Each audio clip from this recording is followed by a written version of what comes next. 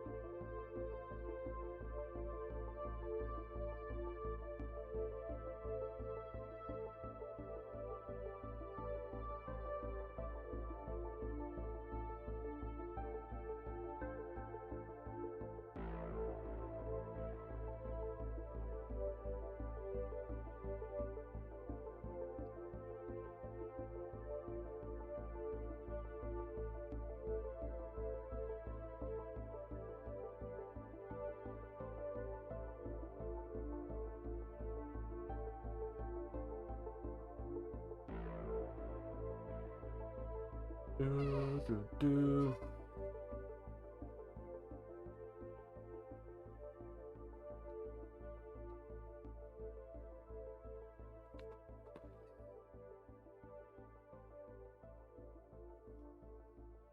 Okay. Let me get some of this. Put that up there. Right there. Yeah.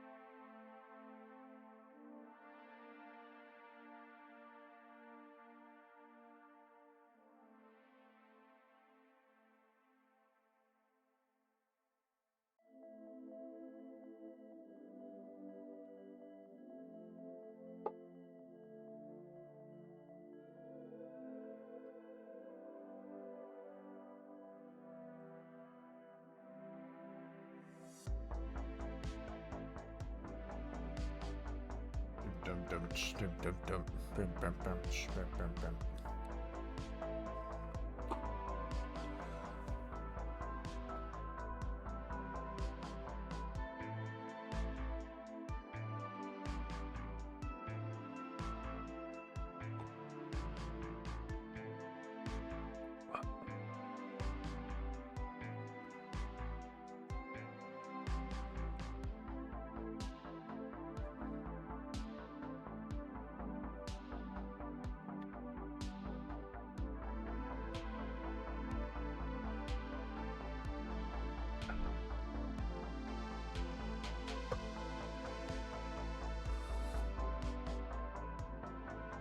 Mm.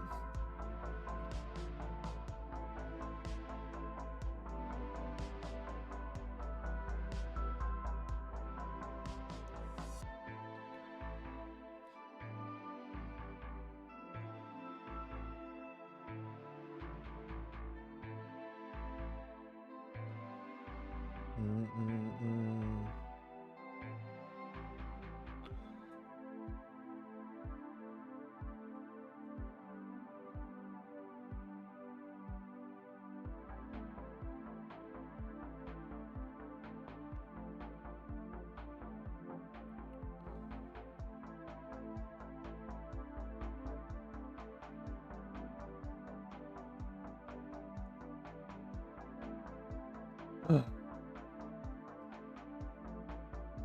Not feeling it right now, but like this face, like that bottom panel there. So it's coming together. Even if I'm not 100%, that's still happening. Still making it happen. All right.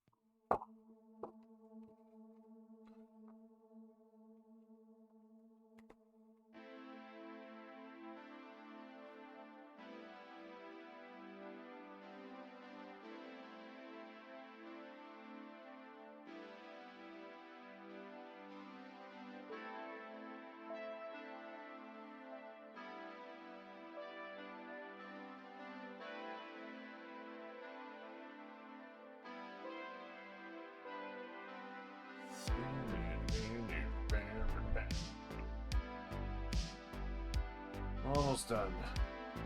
Look at that.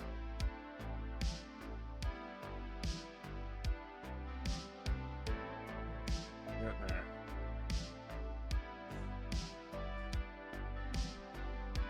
Making progress.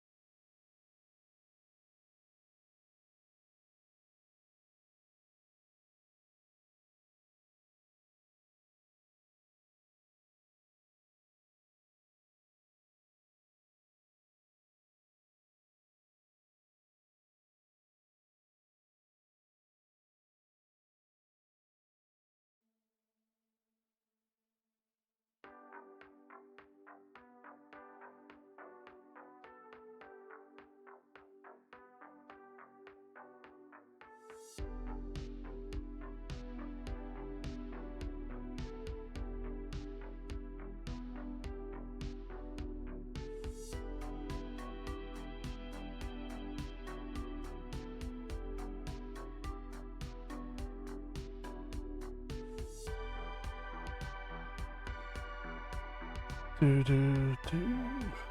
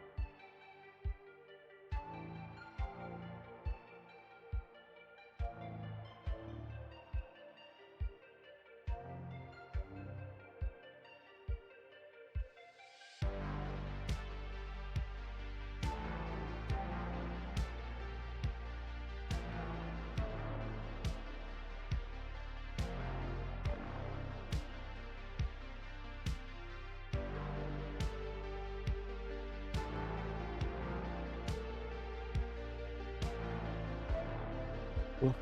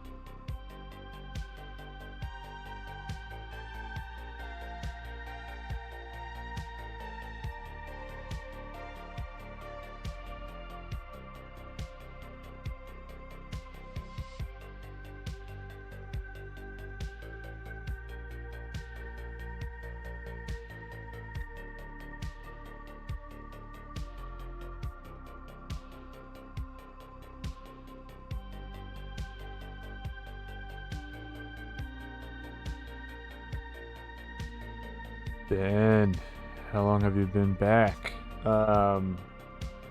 Exactly 47 minutes. To be exact. How about you, bro?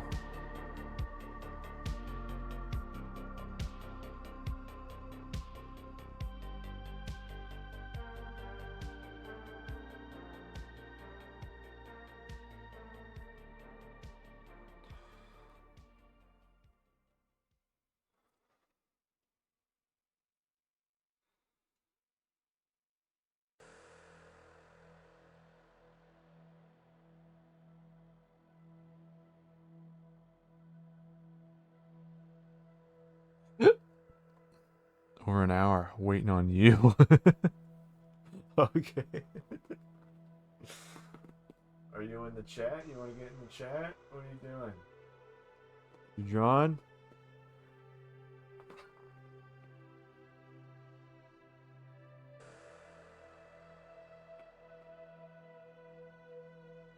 Yep, there he goes. See you. I saw you. I see you. Just looked over and saw the Discord move. Oh, yeah. I didn't know you've been back that long. I was trying to check in every so often and see what was up. Oh, I'm back. Let's see, an hour and 20 minutes is how long I've been Oh. back in here. Oh, wow. Dude, I'm not messing around. I want to get at least one page done, so... Yeah.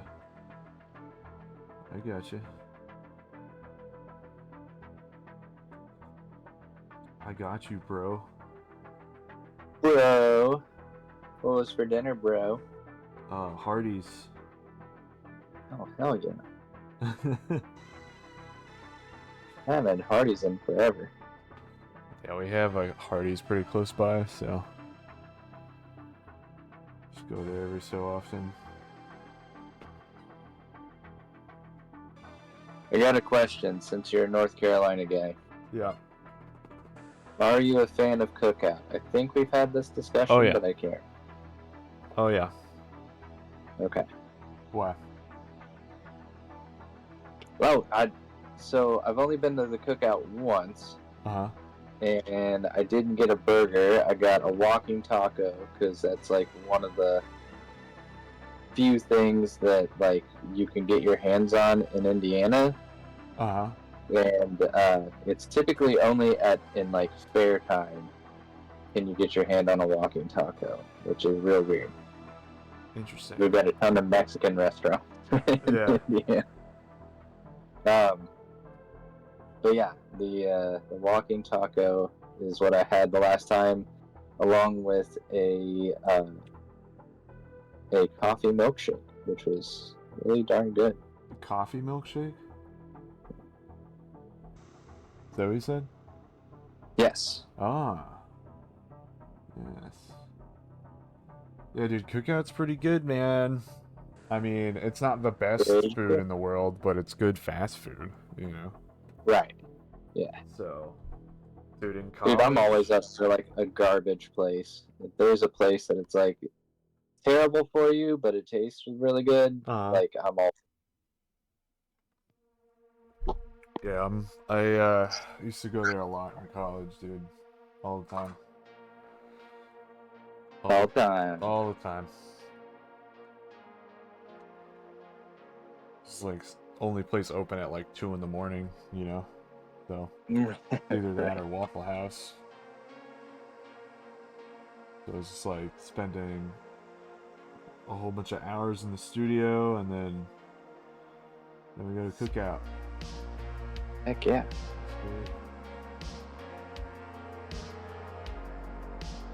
My favorite was we had a Taco Bell that was open until like 2. Oh, nice.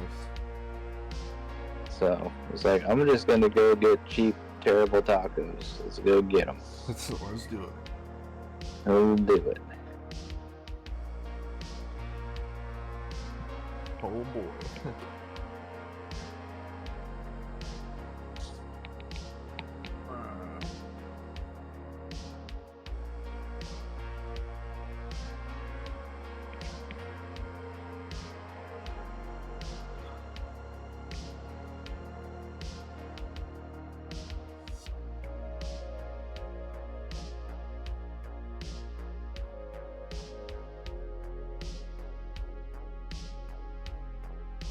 Yeah, I was just like, right before stream, I was just like, alright, gotta get ready. One more page tonight.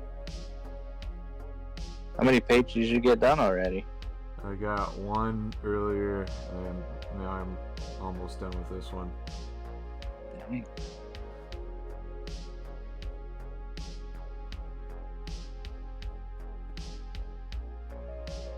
And then hopefully tomorrow I'll get 2 done as well. So then that'll be a 4-page weekend. And then Can I ask a selfish? Huh? Can I ask a selfish question? What's up? When are you gonna get that cover done? When do you need it by? Well, Wednesday is when we start. Wednesday's when you start. Okay. Okay.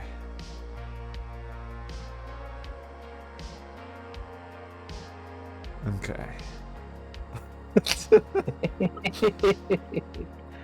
I've been trying to not hassle you, but I've been trying to remind you every so often. Yeah, I know. I had someone else like, it was like, hey, I want you to do a commission, and then I was like, okay, and then they bailed on me, and then they responded back, was like, hey, I still want you to do the commission, and then they haven't responded again. I was like, dude.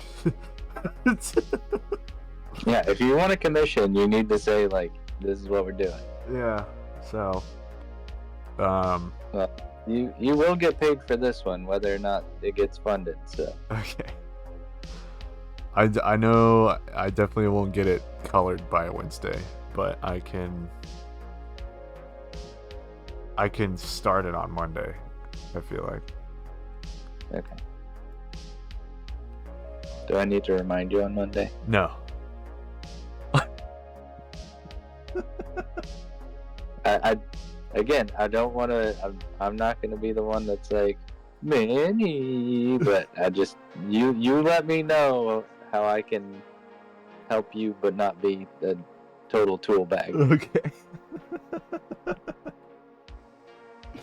I'm sorry, it's been busy, as you know. Dude, I totally get it. I totally get it. Thankfully, like, all my pages were done. I just had to do that 2-page cover. And oh yeah. Then after that, it was just focusing on this. I know there'll be a couple of things that we'll do during the Kickstarter campaign that but the whole goal for me, you said the 16th for this project, so I will have all my pages to you on the 16th. Hell yeah. Complete with my somewhat tones, and thankfully I'm so glad you said black and white. Right, yeah. Saved me so much time. I didn't want to color anything, so. Not with everything else you got going on. Yeah. So I was gonna have more stuff, but our head game designer was like, I quit, so. Thanks. I was like, alright, well, guess I don't have to work on cards now. That's true. What's it take to be a head game designer? Just to say, like, hey, I want to design your game? Say what? What's it take to be your head game designer? Well, it was like Christian knew the rules to the game, or like, he knew how deck builders worked, and we were building a deck builder. So he was, he's the one that basically started the project, and then I came on later, like as the head artist, and was like, yeah, I could draw that stuff up. So I started drawing up the world. And then it was like, we need lore. We need more stuff going on. And I want to build a comics portfolio. So we're going to do some comics that we can also use for the game. And then, I was living with Kevin at the time. And I was like, I know a guy. So. I know a guy. Yeah, so then brought Kevin onto the team. But yeah, I was working on that project for a long time, and then, his personal stuff came up, and he had to bow out, I guess, so. And dude, it happens. Yeah. Like you said, it frees up some time right now when you're working on all this other stuff, so. Yeah. So. But man, I mean, I've been working on it since 2019 too, so. Dang. Yeah, it was like Renown has been in the works for a while, and now the game is put on hold. If we'll even continue it, I have no idea. Well, the world will continue though. Yeah. So. I'm gonna need you as my art director to keep me in check and make sure I'm not doing anything too crazy. So. Yeah.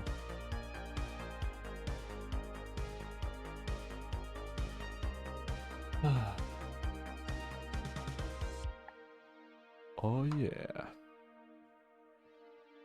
I'm trying to remember when James and I started Time Police. Can't remember if it was 2020 when we started talking about it, and 2022 when we started putting stuff down finally. Uh-huh. It's been a while. Yeah. He decided to run off to Brazil. I decided I was going to move to North Carolina, so. Lots happened since the creation of it. Yeah. One might say. One might say.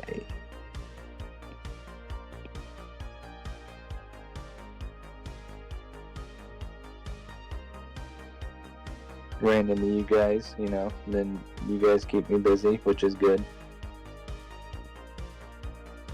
That and you guys definitely inspire the hell out of people. And inspire the hell out of me. So.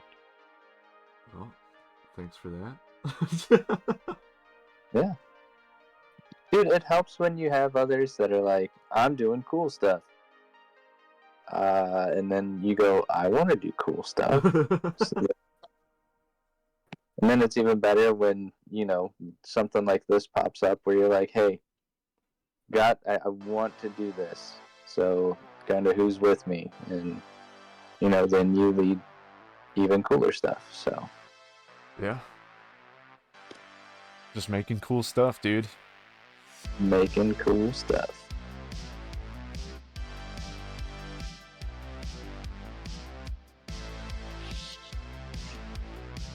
As long as you guys will have me, I'll keep jumping in and making cool stuff. Oh, yeah.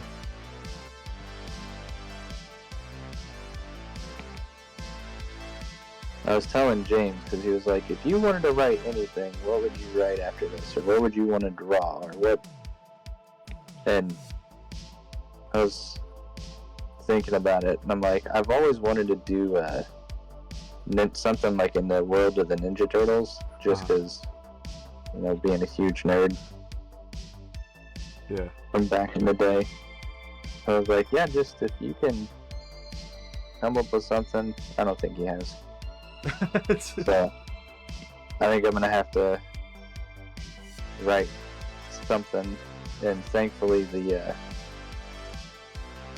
doing this anthology, I was like, hey, I can write. It doesn't have to be super sophisticated, because I'm not going to be able to tell like a sophisticated overarching story like, you know, people like Kev or James or whoever. But I was like, I can at least, I can do something. Yeah. I mean, that's the same boat I'm in, man. It's like, I know I got ideas, and I want to be the main squeeze on that, you know what I mean? Yeah. Oh yeah.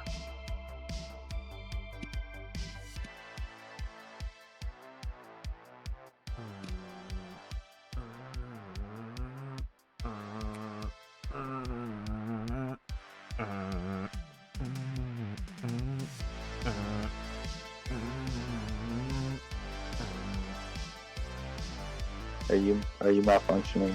Yeah. Alright.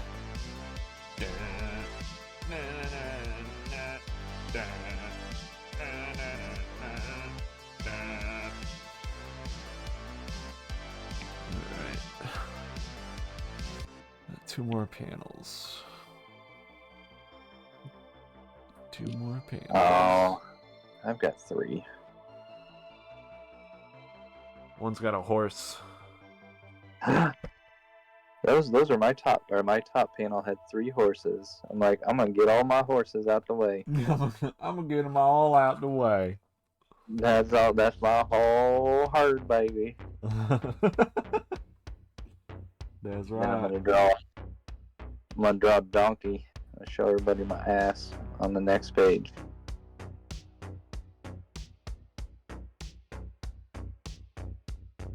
Cause I was like, I want to draw a donkey and I want to draw some horses. I thought about drawing a bull, and I was just like, no, because then I'd want him to do something cool. Because like, you just can't have a cow with horns and not do something cool with it. Right. Gotta kill some clowns at least, you know. It's just... Is that a Bulls on Parade reference? What is that? Bulls on Parade.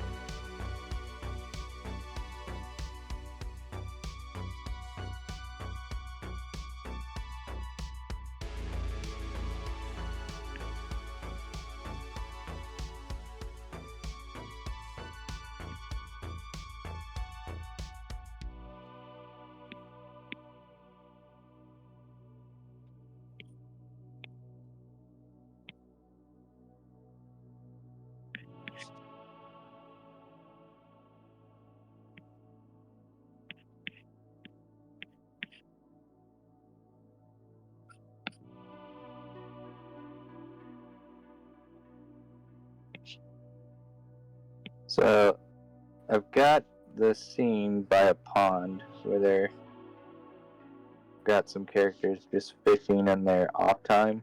Uh-huh.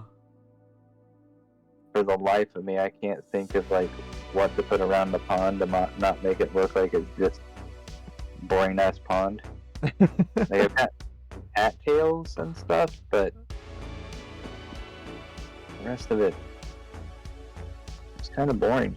I mean, you can get like frogs, deer, some crows flying in the background, a little mountainous view or whatever. You know? I could throw some lily pads and frogs in there. Yeah. Some flowers. Flowers. Yeah. See, I knew you'd have ideas.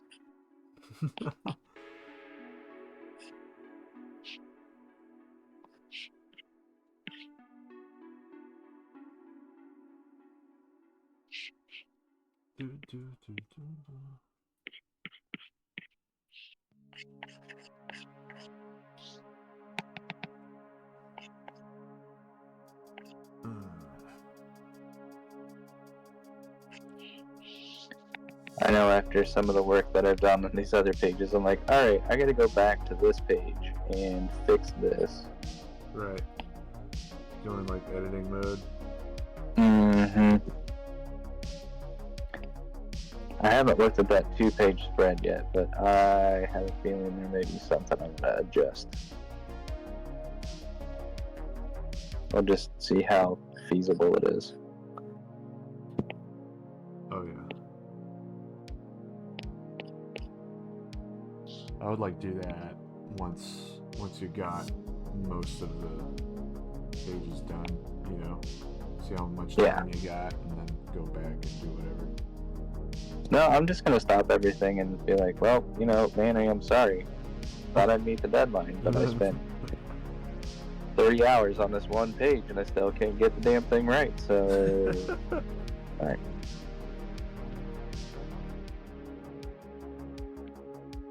Yeah, I'm trying to not be too finicky, because right now I just feel like it's progress over perfection. Just get the pages done and then go back if there's time, like you said. Finish not perfect, man. Yep.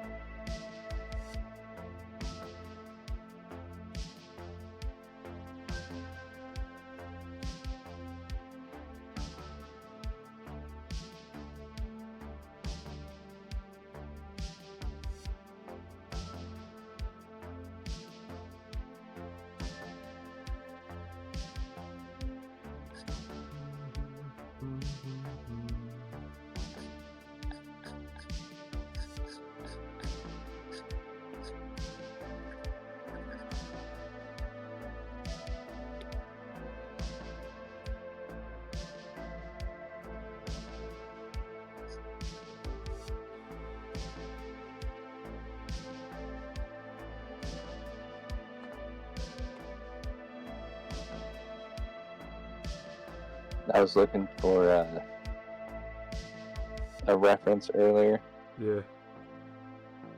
And I was like, I need a specific just look. So what book should I crack open? Because, you know, don't want to spend forever looking for it, but I gotta find it quick so I can keep moving forward on this. Yeah. And I was like, you know what? I bet you there's something in a Daniel Warren Johnson book I can use. So I busted open Wonder Woman Dead Earth, and I was like, oh, yep, sure enough, there's something like that in here. I'll be using that for reference. Immediately, yeah.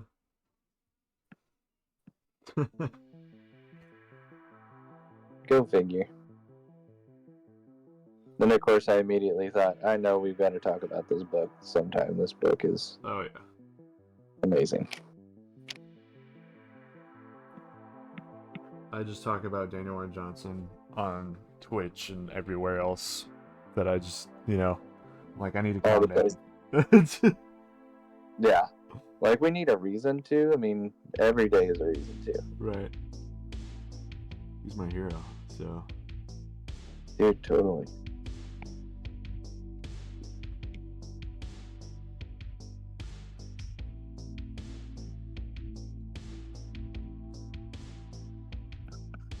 Him and Chris Bacalo for me are my two guys. Oh, dude. That guy's amazing.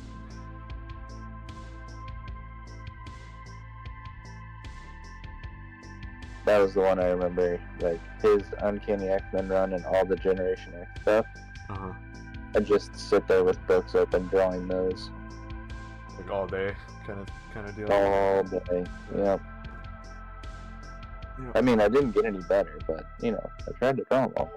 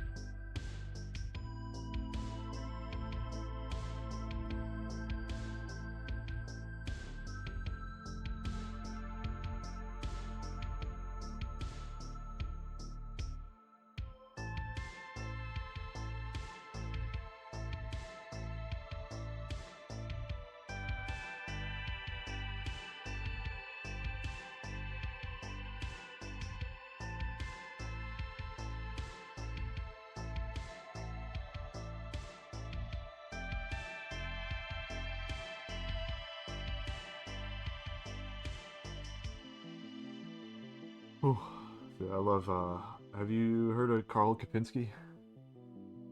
No. He's probably one of my favorite illustrators. I think he's from the UK, and he did a lot of stuff for, like, Magic. He's done a lot of, like, board game stuff. Like, there's a Narcos board game that he did a lot of art for. Pretty sure he did some Space Marine stuff. Okay. But he does it all in, like, oil paintings and stuff. So he's like, holy crap. Yeah, he's insane. But he's just like a really chill dude. Like in all the interviews that I see of him, he just seems like the coolest guy on the planet. But he used to draw with Kim Jong-gi. He just yeah, he would just sit there and like just draw with him whenever like. Dude, what do you think that stuff looked like? What do you think that stuff looked like? I mean, Dude. I've seen Kinjomi's stuff before he passed, and like just watching him draw live, right, it was insane. Yeah, I was supposed to meet him a few days after he died. He was gonna be at Lightbox Expo when I was going, and I guess on the flight there he had a heart attack on the plane. Dude, that's insane. So, I think we were talking about that last night. You got a picture. Yeah. From Lightbox, right? Yeah, there was. Yeah, I was because I was talking to Victor Kalvachev about him. Yeah, but there was also like a little like wall that they made for him, like where his booth was supposed to be. They just put like a giant wall, put his name on it, and then it was just a blank thing, and then there was just a whole bunch of people drawing on it, basically, like how he would do that kind of stuff. Yeah, they just made it like a memorial. Yeah, basically. Dude, that's awesome. But I had no idea. Like, dude would he would just start drawing. Yeah.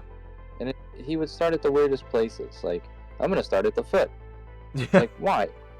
Who the hell would start with a foot? What are you gonna do with that? And then by the time he's done, like, it's this insane masterpiece. Right. He's crazy, dude. Super cool.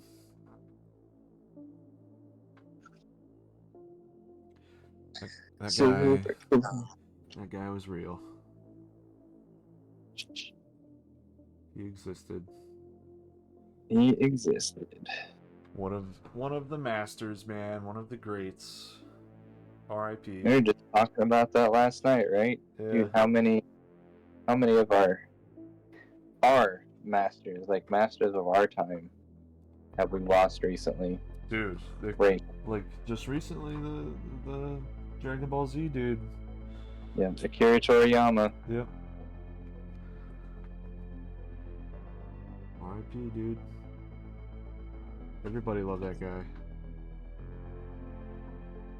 How couldn't you? Yeah. I don't know what we were talking about, the Yu-Gi-Oh! Artist, and yeah. Tim Sale was just... Tim Sale. Yeah. Kentaro Miura, the Berserk artist. Yep. He died. Like all these like renowned illustrators and dudes die in like their 60s, man. It's crazy. It's like they're all freaking working their ass off, and then the next thing you know, it's like, oh, lost another one. Yep. Dude, how Daniel Warren Johnson's freaking clothesline. Every time he draws a clothesline, it just looks badass. It's beautiful.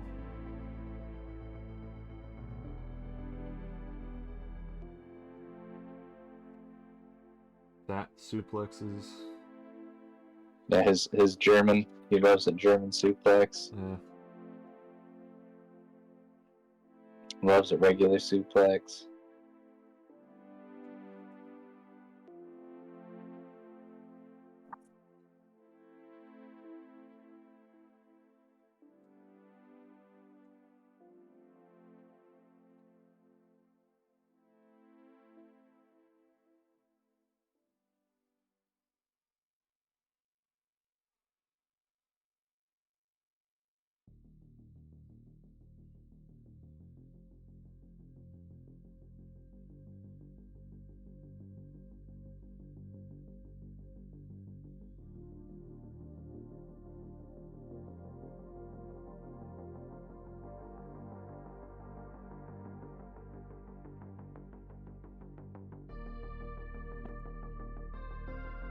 Oh, dude. I'm just flipping through Dead Earth, and it's like, what the heck? It's so freaking good. So freaking good. Yeah.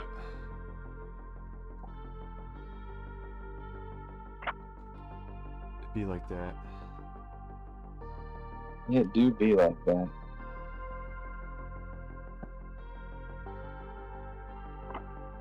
Freaking Superman skull. Oh my gosh. Dude.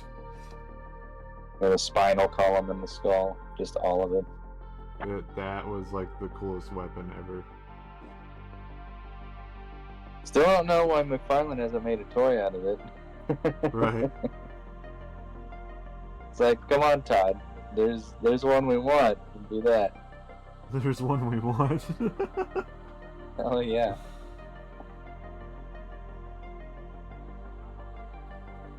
Don't, come on, guys. Come on, you know you want this toy. Come on. You know you want it. It's like, you're right. Where's it at? Where's the toy?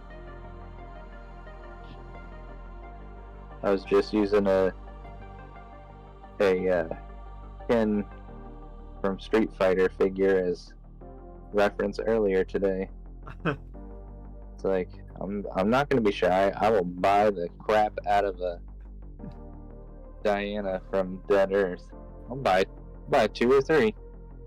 That's just so I can give them to friends. Like, look at this. This is amazing. Look at Now this. go buy the. Would you just look at it? Would you look at it? Should look at it.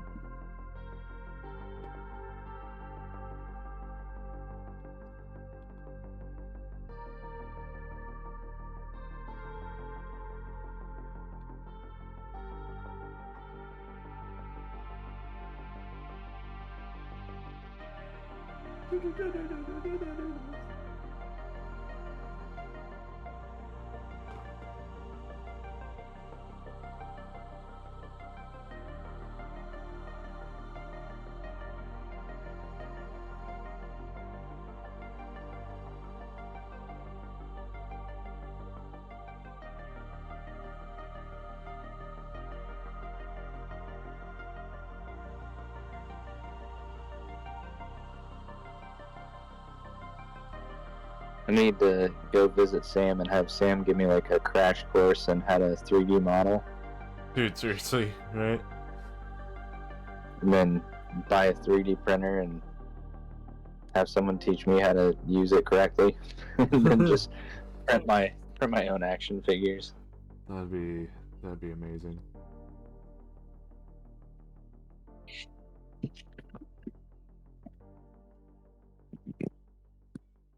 It's one of those things where I'm like, I'm certain I could do it. I just have to like take the time.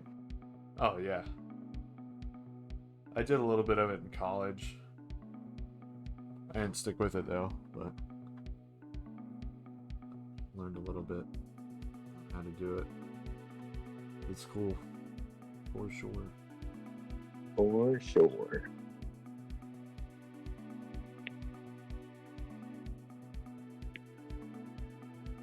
I know I'm making it out to be easier than trying to justify it, but I don't know. I think it's possible. Oh yeah.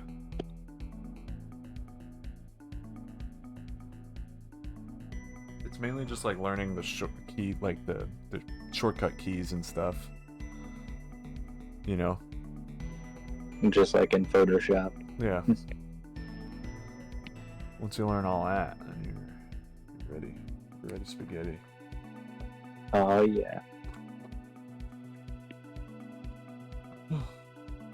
When I was working in advertising, when I first started, I was working on layouts for like car advertisements where it's like, here's all the 500 cars that we have. Yeah. And of course it would change every week when they'd send in new cars. Uh-huh. And they would send the crappiest photos in for you to add into the thing. But of course you had to get them print ready for what we were doing. Enhance. So that was, yeah.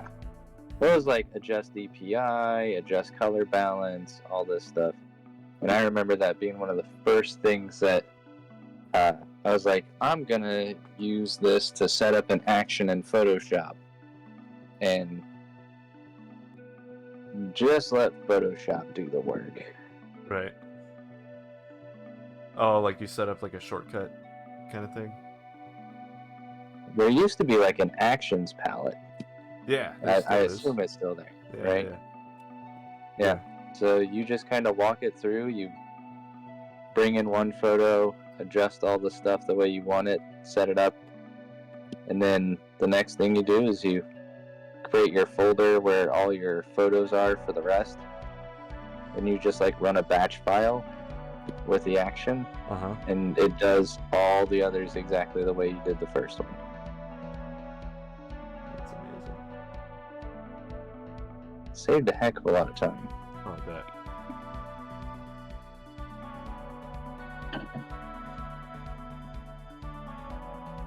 So what'd you get out of advertising? I kind of went as far up as I could without having to move to a giant city, and at the time didn't want to do that and wasn't having any luck finding something that was close doing what I wanted to do, so somehow found my way over into cybersecurity. Interesting.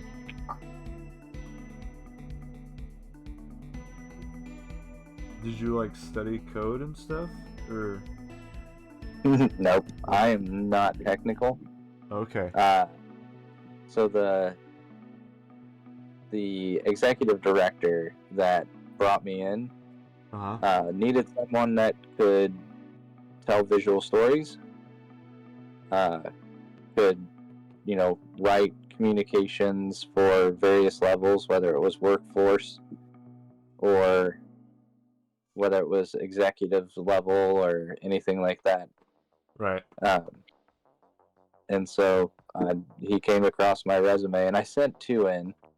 I sent the, standard Word doc, right, PDF, but then I sent one that was the graphic design style one, so it had an avatar of myself that I had created using Illustrator and all this stuff, and he was like, yep, so you had the most interesting resume I've ever seen. It's like, okay, thanks, I hope. But yeah, it turned out to be a good thing. And then it was practice by doing for a long time. We were a small team of 11 when I joined. Oh, wow. So I spent time reading policy and procedure documents and all that fun stuff, and went to a couple of SANS courses, which everybody now kind of like poo-poos SANS, but they're just an industry leader for being able to help train and certify cybersecurity professionals. Right. And then the rest is just kind of learning on my own. Learning as I do. Oh, wow. That's cool. That's pretty cool. Pretty cool. Kind of just like stumbled into it. That's crazy. Yeah, trust me. It is not what I thought I'd be doing. I really thought, like, I'm just going to go into, art, advertising, all that stuff. The stuff that I actually went to school for. But no. What new? Well, and heck, when I went for it, it's like, oh yeah, print media, that'll be around. Right. We're going to teach you also how to do, web advertising and things like that. But good lord. Yeah, you're talking to a guy that majored in printmaking. Oh my gosh. Yep, that'll... Like, oh sure, that's still a thriving market out there. Nope.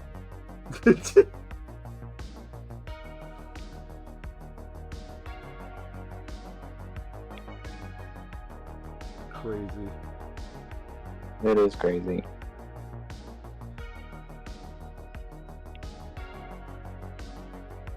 I'll tell you what, though, they always need T-shirt designers and printers and things like that. So, true. You know, if you're looking for something that it's like, oh yeah, just need some extra business. It's like, oh man. Well, and that's what Riley does, right? He designs and prints his own shirts. So yeah, he does his own thing. It's like, I think that's friggin' awesome. Yeah.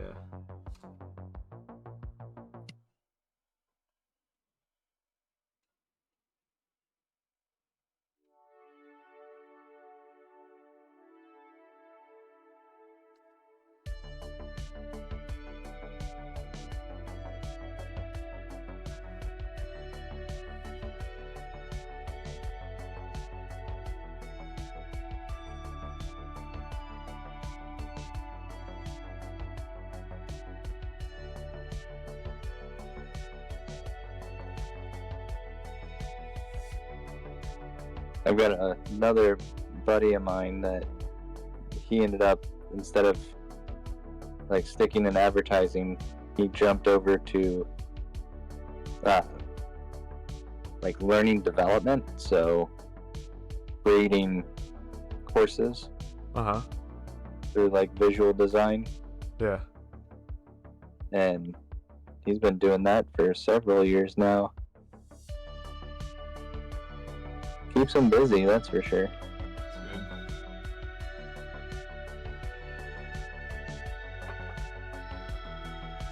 Oh. Where's my... Right in front of you. Typically how it goes. Yeah. Not this time. No.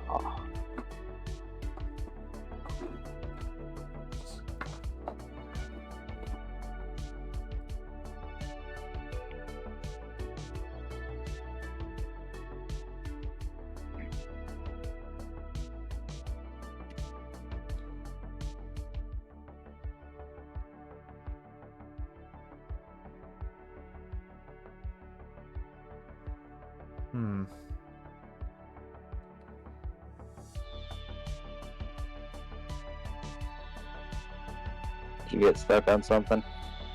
Almost. We're just trying to decide the right approach. Really the right approach.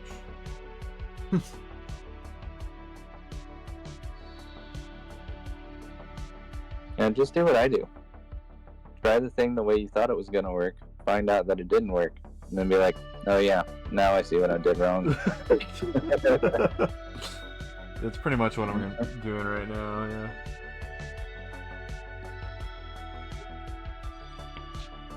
Totally didn't add her hat on her back for this whole thing, so no, I'm just like adding it in after.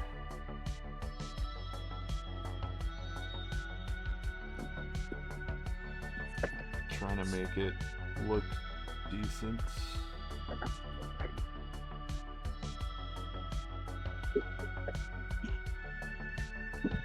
Looks decent. I think that's an understatement for you. Look amazing.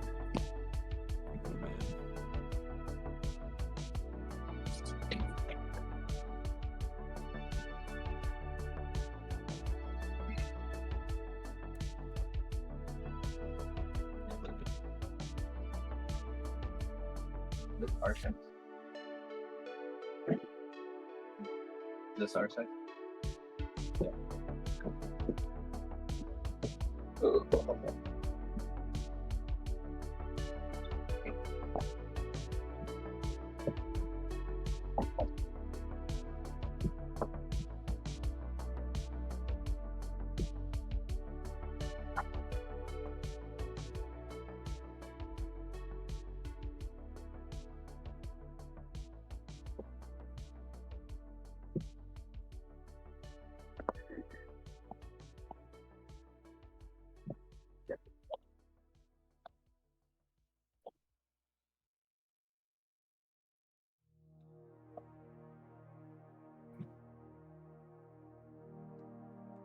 So here's a fun story.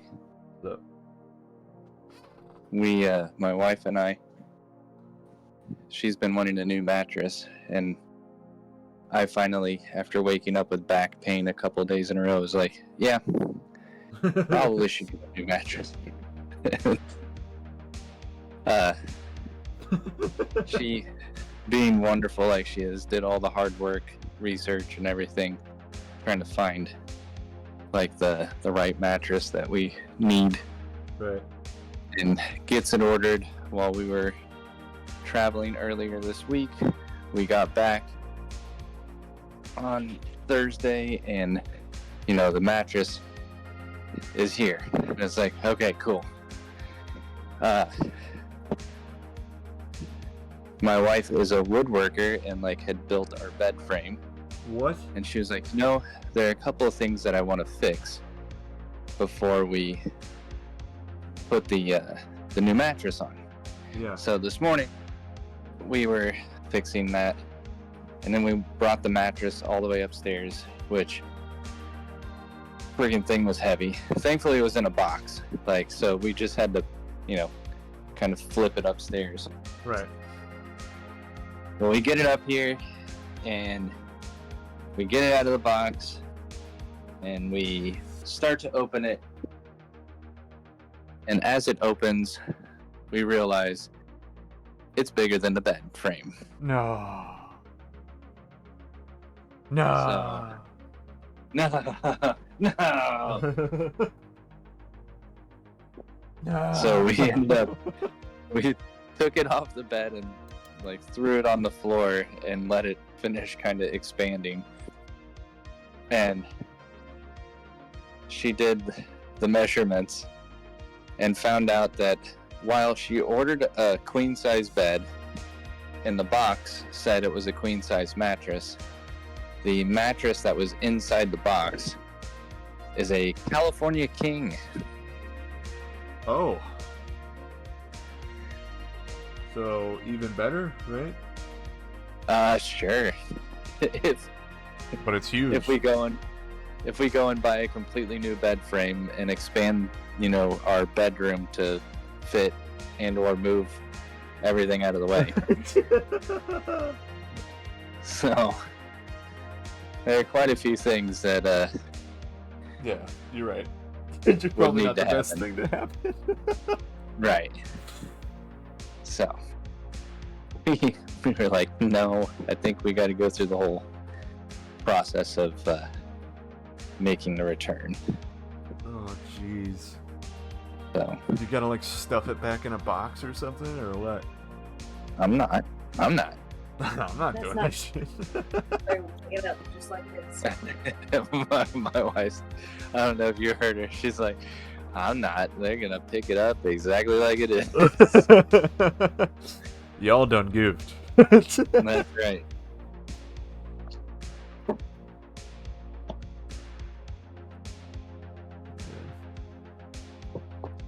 That's crazy. It costs $500 more than what we bought. That is true. If that did, it'd been sucky for him, but Yeah, she just said they sent us a mattress that's probably $500 more than the one that we actually ordered. So They're just like, oh, we ran out of the other one. They definitely want this one instead. and just throw it in the box that says Queen. They won't know until they open it and try to put it on their bed. Haha, suckers. Yeah. Nice little surprise. Joke's on you. You don't want it. No, take it back. That's right. No. Oh.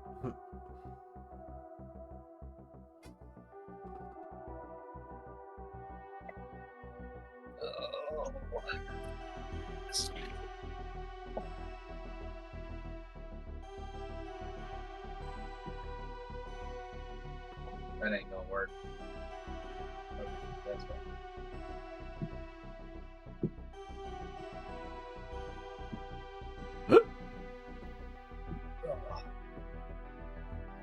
There.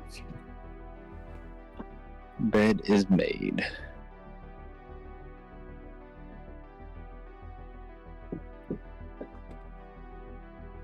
Oh, snap, crackle, pop. I've been sitting down for too long, hunched over the desk. Be like that, dude. Get up and stretch.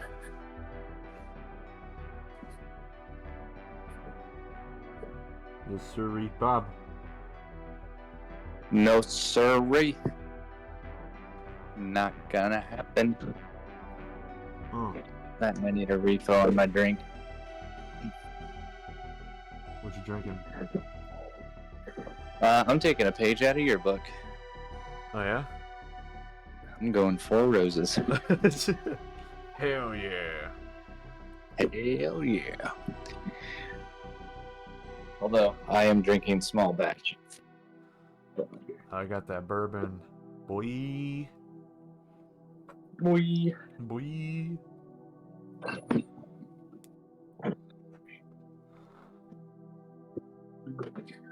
See if I can make it upstairs before the tablet shuts off. I have to restart my stream. It's like I don't want to. Been going for 2 hours. Hey, I mean, you get multiple streams a day, right? Yeah, multiple streams today. I'm making up for it because, you know, Brock gave me a hard time for not streaming for so long. Now you're like, now you get 15 streams today. That's right. You're complaining about not having any? Now take all of these. Boy. Boy. Yeah. I think I want to do some speed lines. Speedline time! Yeah.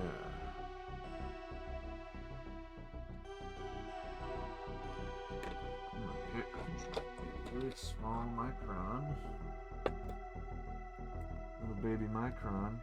Little micron man. Who's a baby micron? Oh, yo, baby. He's so cute. Yeah, that's not long enough. She said. Oh, snap.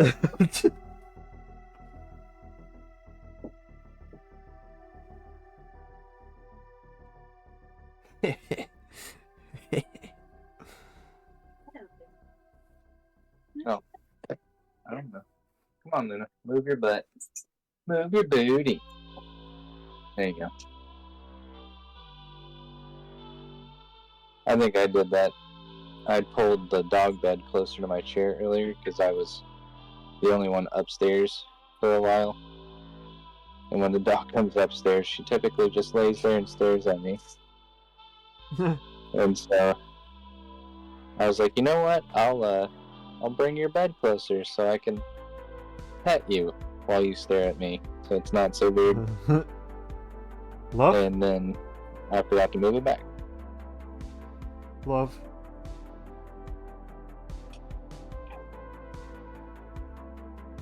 This is a dry. This is a dry. What are they having? Yeah. Man. What'd you do? I don't know what's going on. I don't know what's going on, bro. I see you with a ruler. Kinda. It's kinda not really working. Well, I'm afraid to push the button to turn on your channel because then I'll have to watch the stupid FanDuel commercial again. Don't do that. Hey, North Carolina. Nope, yep, FanDuel commercial. Gotta listen to Gronk's face. Come on, North Carolina. Come on. Shut up, Gronk.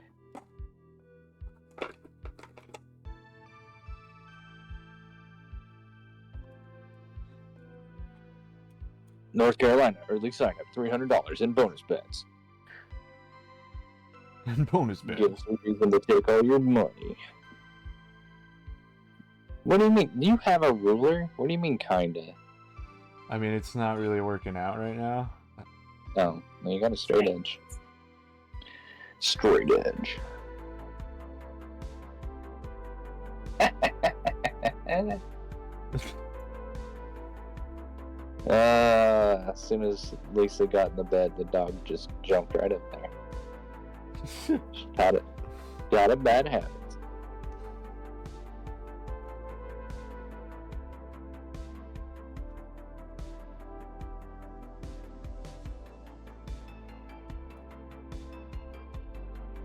They have all kinds of bad habits. Now, when I say, "Hey, let's go outside," she whines and doesn't want to. Uh-oh. And so I said, "Guess what? If you pee on the floor, you got to clean it up." And she's like, I don't have thumbs. So. Well, you know what? I'm gonna make thumbs for you, and then you're gonna have to clean it up. I'll turn you into a raccoon. I don't care. Gonna make thumbs. I don't have any thumbs. That'd be awesome. I don't have any gosh darn thumbs.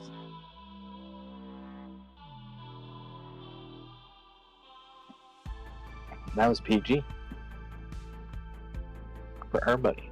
Everybody. I'm being nice. I'm trying to be PG for people. Okay, good job. Thank you.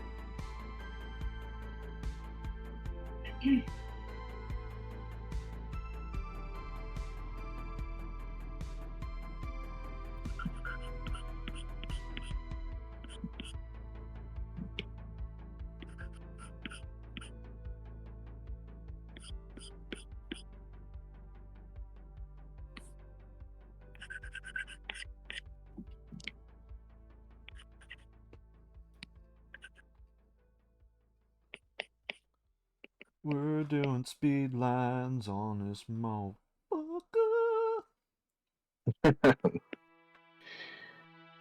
We about to speed line this mofo right here. I'm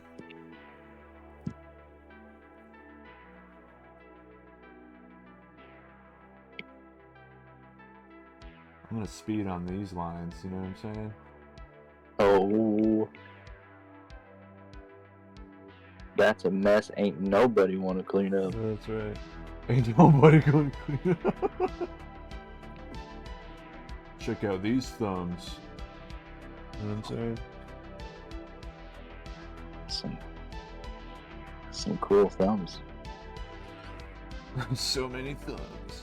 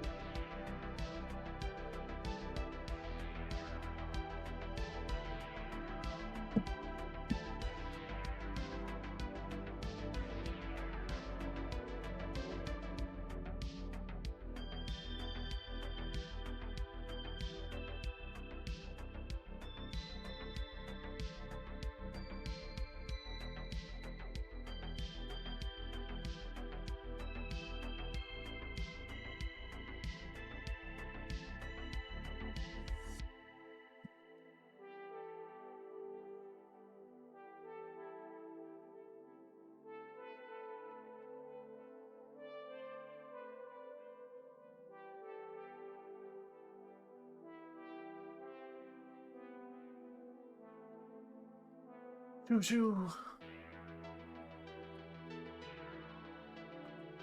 Dude, does your comic book come with sound effects? I'm thinking it will. Will That'd yours? be awesome. No. Lame. Yep. Mine just comes with a tin can and a spoon and a piece of parchment paper, and you gotta make your own. You gotta be here. Surprise. No story.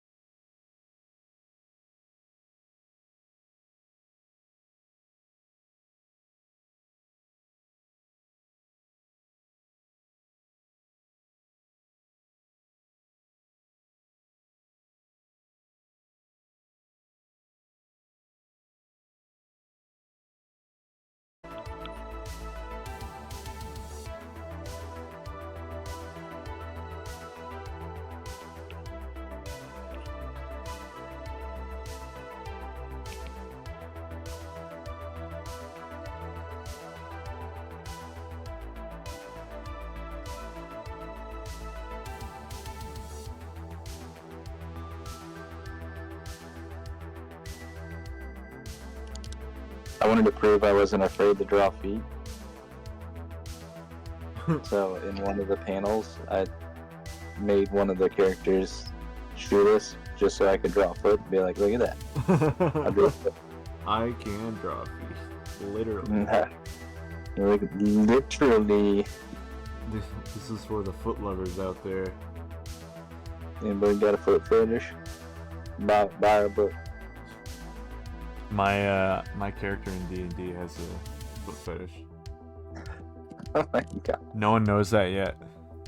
So. Oh yeah, you just started playing the campaign. How many are you like 2 weeks in? How many weeks are you in now?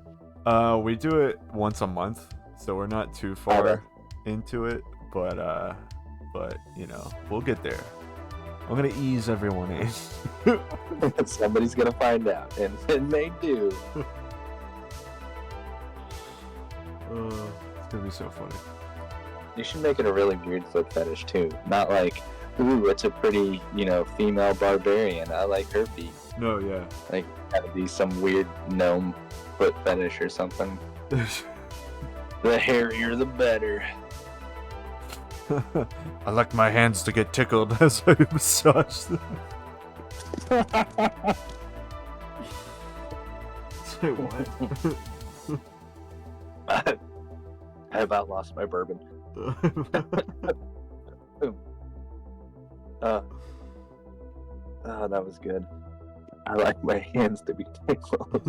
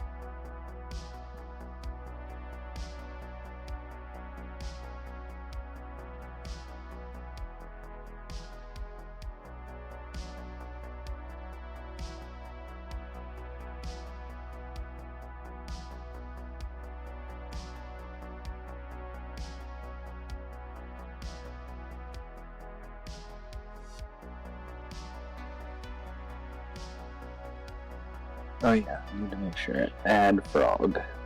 Add frog in lily pads. Maybe someone's out frog gigging for toads. Oh well, you're fancy. When I go frog gigging, I frog gig for foxes. Oh. I ain't never caught one. Come to think of it, I don't know that a frog ever sounded like a fox, but a fox sure as heck doesn't sound like a frog, so really I'm just out here drinking moonshine. It don't matter. No, it doesn't matter. It's okay. Ultimately, I'm just wasting time. Oh, Paul. He's at it again. Paul's out there getting shit-faced frog gigging. Hell yeah.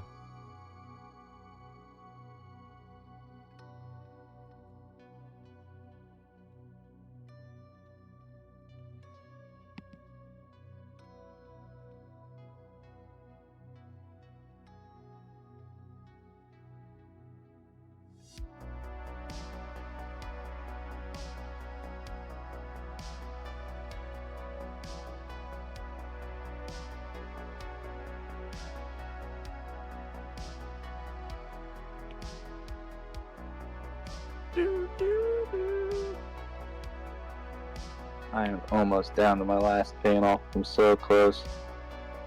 Oh yeah. Almost under the last panel on the page. Well, aside from adding frogs.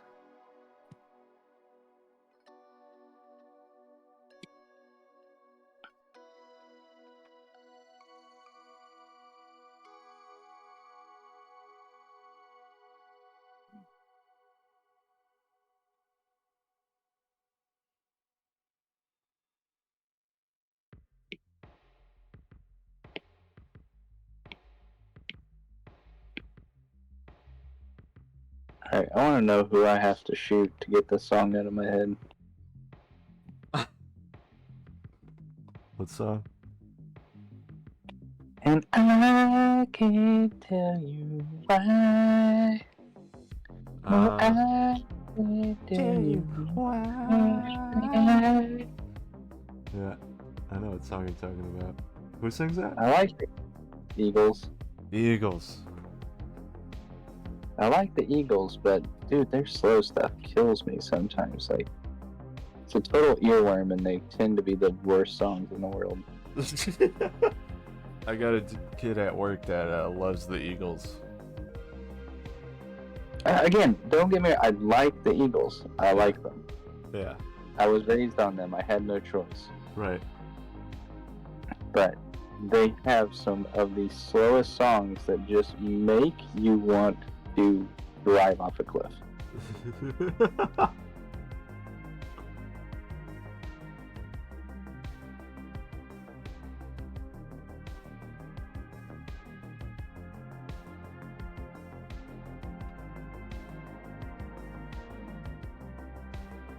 I apologize to anybody who's actually following my stream right now. Okay, they're not. No one's here. No one's I was here. like, if someone's in the chat like yelling at me, then like, I'm sorry, but you know what? No one's here, so I'm not sorry now. How about that?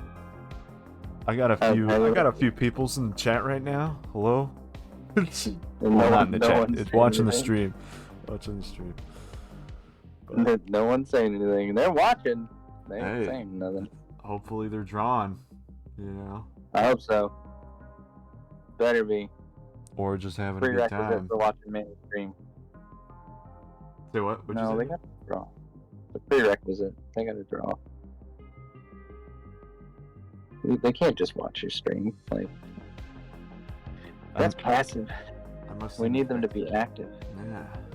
I must infect them with the drawing bug. Yeah, you want a little bug? Sorry.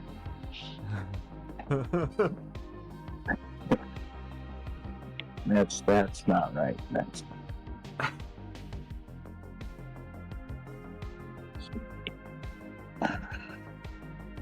Have you? Oh God, this is going back to talking about your foot fetish.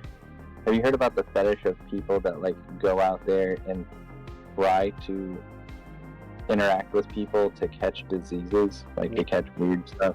What? No? Yeah. What? Why? I don't know. Just to say they got it. What? No way. Google it. That's dare you. crazy. I don't want to. I don't want to Google that.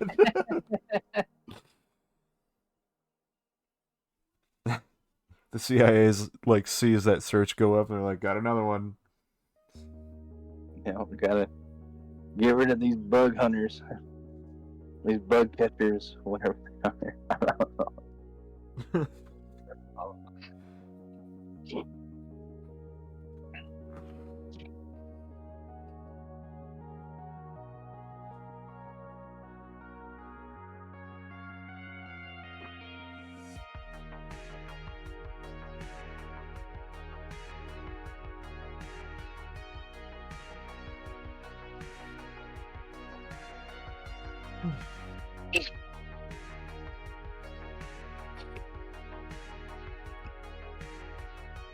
Manny, just so you know, you don't have to tell anybody your search history later. You can just do it. I could. I might.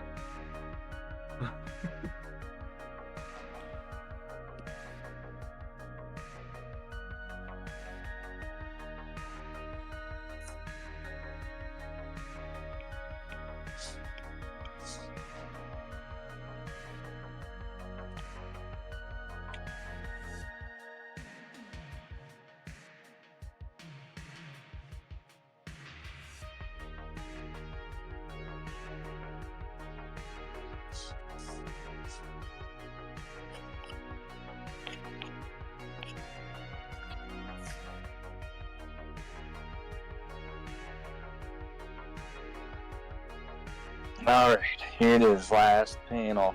Last panel. Boom, boom, boom.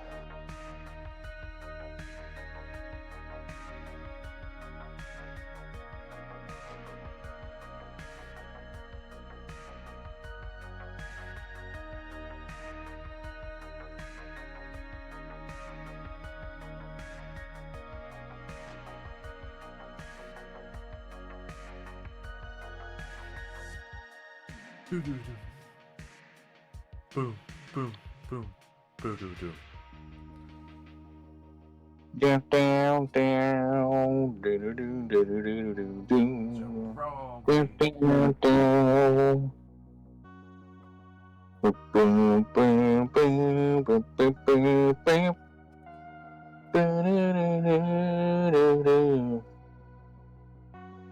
That Eagles song. Still. Still there.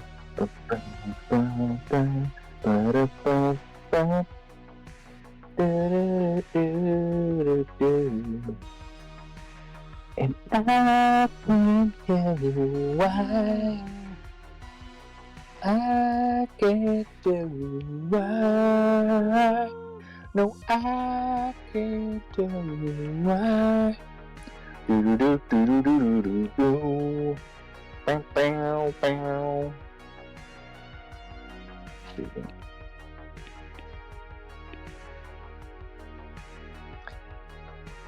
Oh, good.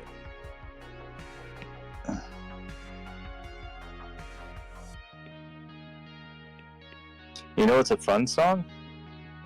What? A song called Earworm. Earworm? Yeah, you know what an earworm is, right? No. It's something that gets stuck in your head that, like, repeats over and over again, like this stupid-ass song that I got in my head. Like this dumbass song? Dumbass. But there's a band called Wolfpack out of California, and they got a song called Earworm, and it's just about little catchy melodies that you like will just randomly start playing in your head. Yeah. That's funny. Is that catchy? Is that song catchy? It is. It is. It's funny because I've played it for the girls several times. Uh-huh. So just randomly I'll start doing the I guess the chorus from it. Yeah. And I don't know what, I guess you would call it the melody, right? The do do do do do do do do do do do do. Yeah. And if I do that, they will like just start chiming in and singing the song. I'm like, this is awesome. This is great. It's fantastic. At least it's not the Eagles. Start him young. Got him. Got him. Suckers, you'll be listening to that song the rest of your life because it's going to be stuck in your head and some random time when you're in your 40s and you're sitting at your drawing desk just working on a piece, and all of a sudden this freaking song sticks in your head and you can't get rid of the damn thing. And you think maybe if you break this bourbon glass and shove the shards of remnants of glass into your face, it'll finally make it go away. But you're worried even that won't help. And you're right. It won't. It won't. That's how I got these scars. You want to know how I got these scars? It's always a different story. Always. But I think that one's my favorite. Yeah.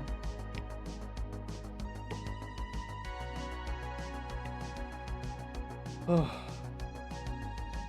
Uh-oh. That didn't sound good. No, I'm good. Everything's fine. Okay. Everything's fine. It sounded like a worrisome I either misplaced a line or I just spilled something all over my artboard. Luckily, that hasn't happened yet. Oh God, knock on wood, do something. Yeah. Follow every superstition in the world. Don't let that happen.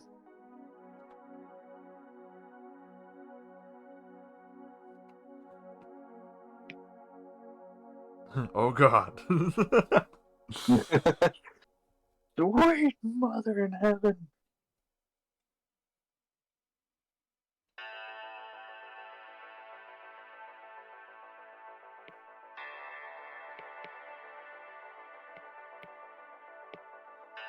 Did I tell you while I was on my road trip, I get to stop at one of my new favorite places? What place is that? Buc-ee's, baby. Ah, everyone's obsessed with Buc-ee's, dude. Dude, it is a freaking freak show, but it is a freak show that I'm willing to go back to over and over again. Like, what's so freaky about it? It is the Walmart of gas stations. Oh man. That is how I like to describe it. Oh man. But at least it seems like the mix of clientele is kind of all over. Yeah. So, and holy crap, like if you like brisket or pulled pork or anything like that, you've got to try one of their sandwiches. Now, you have to remind yourself, this is the thing, in my opinion, you have to remind yourself you're eating gas station food. Right. Like, this is food from a gas station. But it is freaking good. Interesting. I'm eating And gas station food. What is good?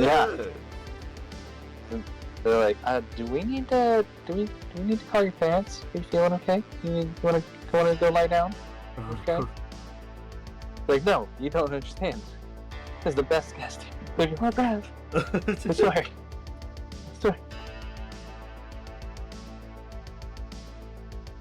And so, Bucky is the mascot of Buc-ee's is a beaver, right? Yeah. I do know that. Well, one of the things that they sell is a like puff pastry. To me, it's almost like a corn pop. If you ever had like Kellogg's corn pops as a kid. Oh yeah. But they're called Buffy Nuggets or Bucky Nuggets. Bucky Nuggets.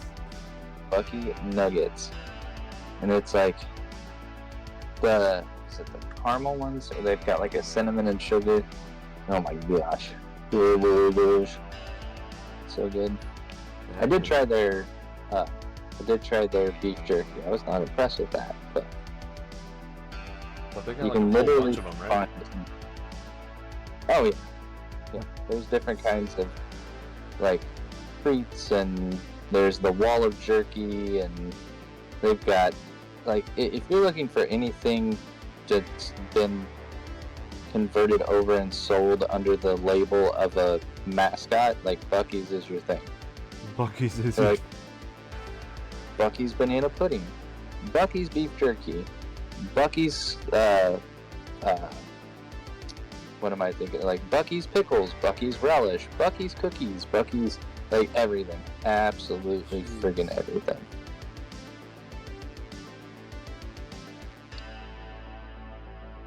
Anyway, I highly recommend the pulled pork sandwich.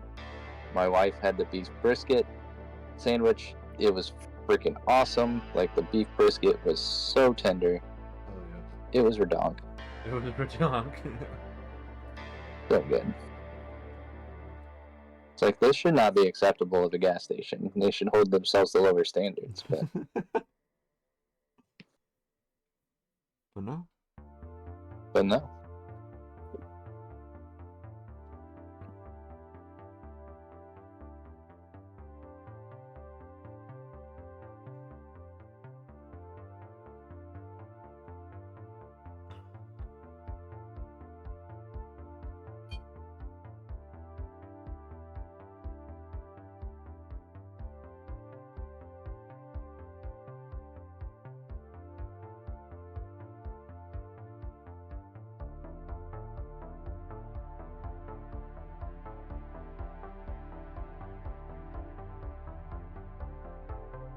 I love it when I get like one of my hair that falls out onto my screen.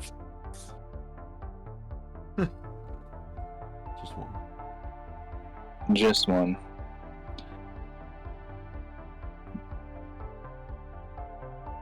Well, it's because the others, like, I throw on the floor. Like, oh, look at that hair on my hand. And Oh, get yeah. that off of it. Yeah. Now I know why, like, most artists end up becoming bald or having to go through some kind of hair replacement.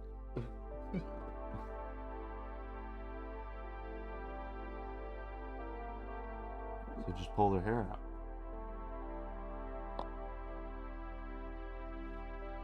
All day.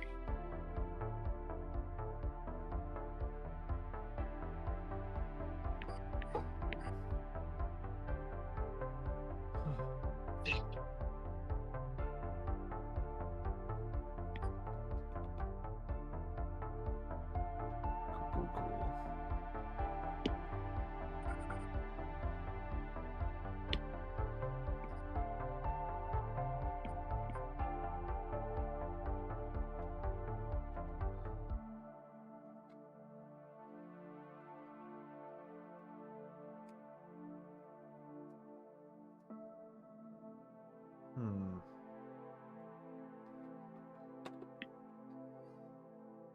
Looks great. Call it good. You're done. I'm not. You did it. You did it. You won the day. Not yet. Not yet. Insert more coins to continue. Insert more coins. Cha-ching! Sweet. More lives. Sweet. Still gonna add her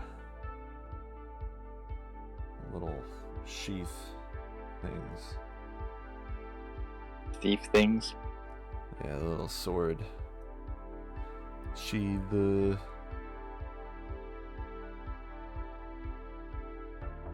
You and I are gonna have to sit down and just like talk artwork, because I've got like, how do you make blood look so freaking cool? Make it chunky. Chunky monkey. Like I saw one tutorial on Etherington Brothers like blog thing, and basically this was how it went. There's probably gonna be a slight delay on stream. You're good. You're good. But basically, it's like you can start with just like. Wait, Manny, I don't see it. Wait, Manny, I don't see it. What are you talking about?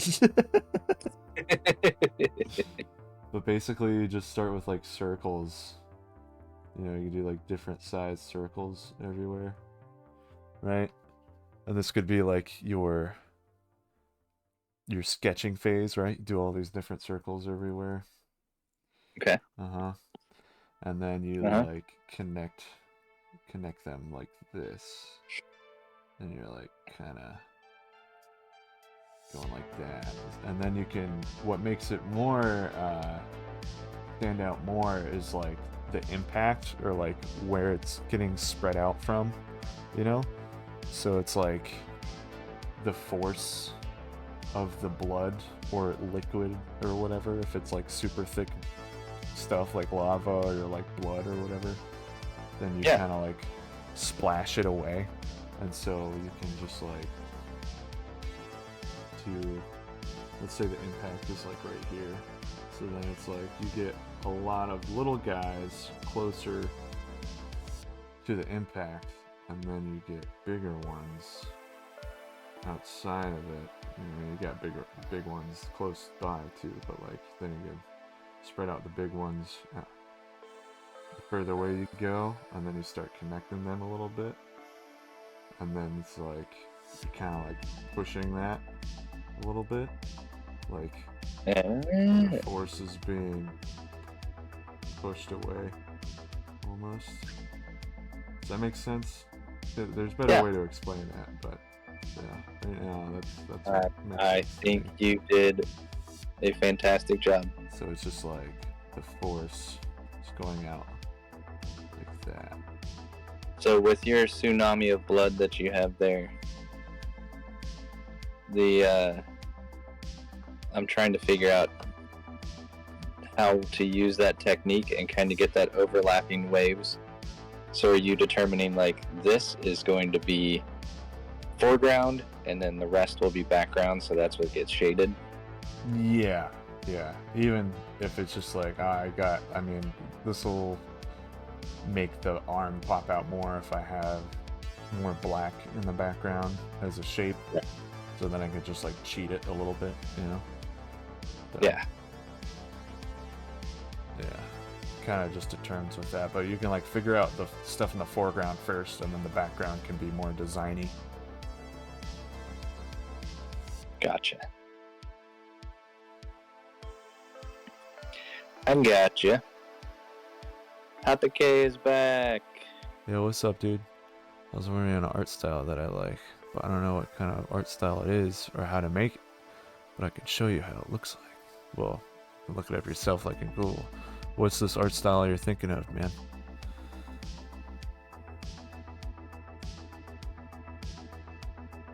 You know what my art style is called? Ben. Mimicking people I really like and then trying to make it my own. That's what my art style is called.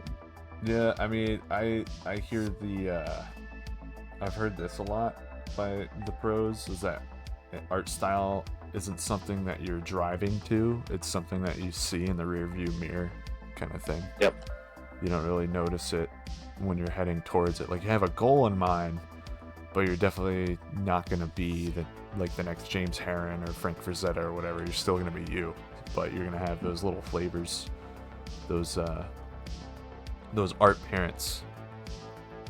Yep. That's what I like to call them. Dude, yeah, that was something you told me a long time ago. It was like, I have art parents, and I'm like, what the hell are you talking about? It's like, it's just the people that influence my art. I'm like, oh, that makes so much sense, and I love that term. So, I got that. I got that from the Draftsman podcast with Marshall Van. Oh, did you? And Stan Prokopenko, yeah. Because I mean, we've been talking about that in some of the Wednesday streams. The what Hepburn's stuff from. We were just talking about it. Minor Threats. Yeah. Like, there's some influences that you see of the way that, like, he draws entrails or things, and it's like, to us, we of course look at that and it's like, oh, that kind of looks like, James Herron. And I'm certain those people, again, if you like a certain artist, you're going to emulate the styles you enjoy. Yeah.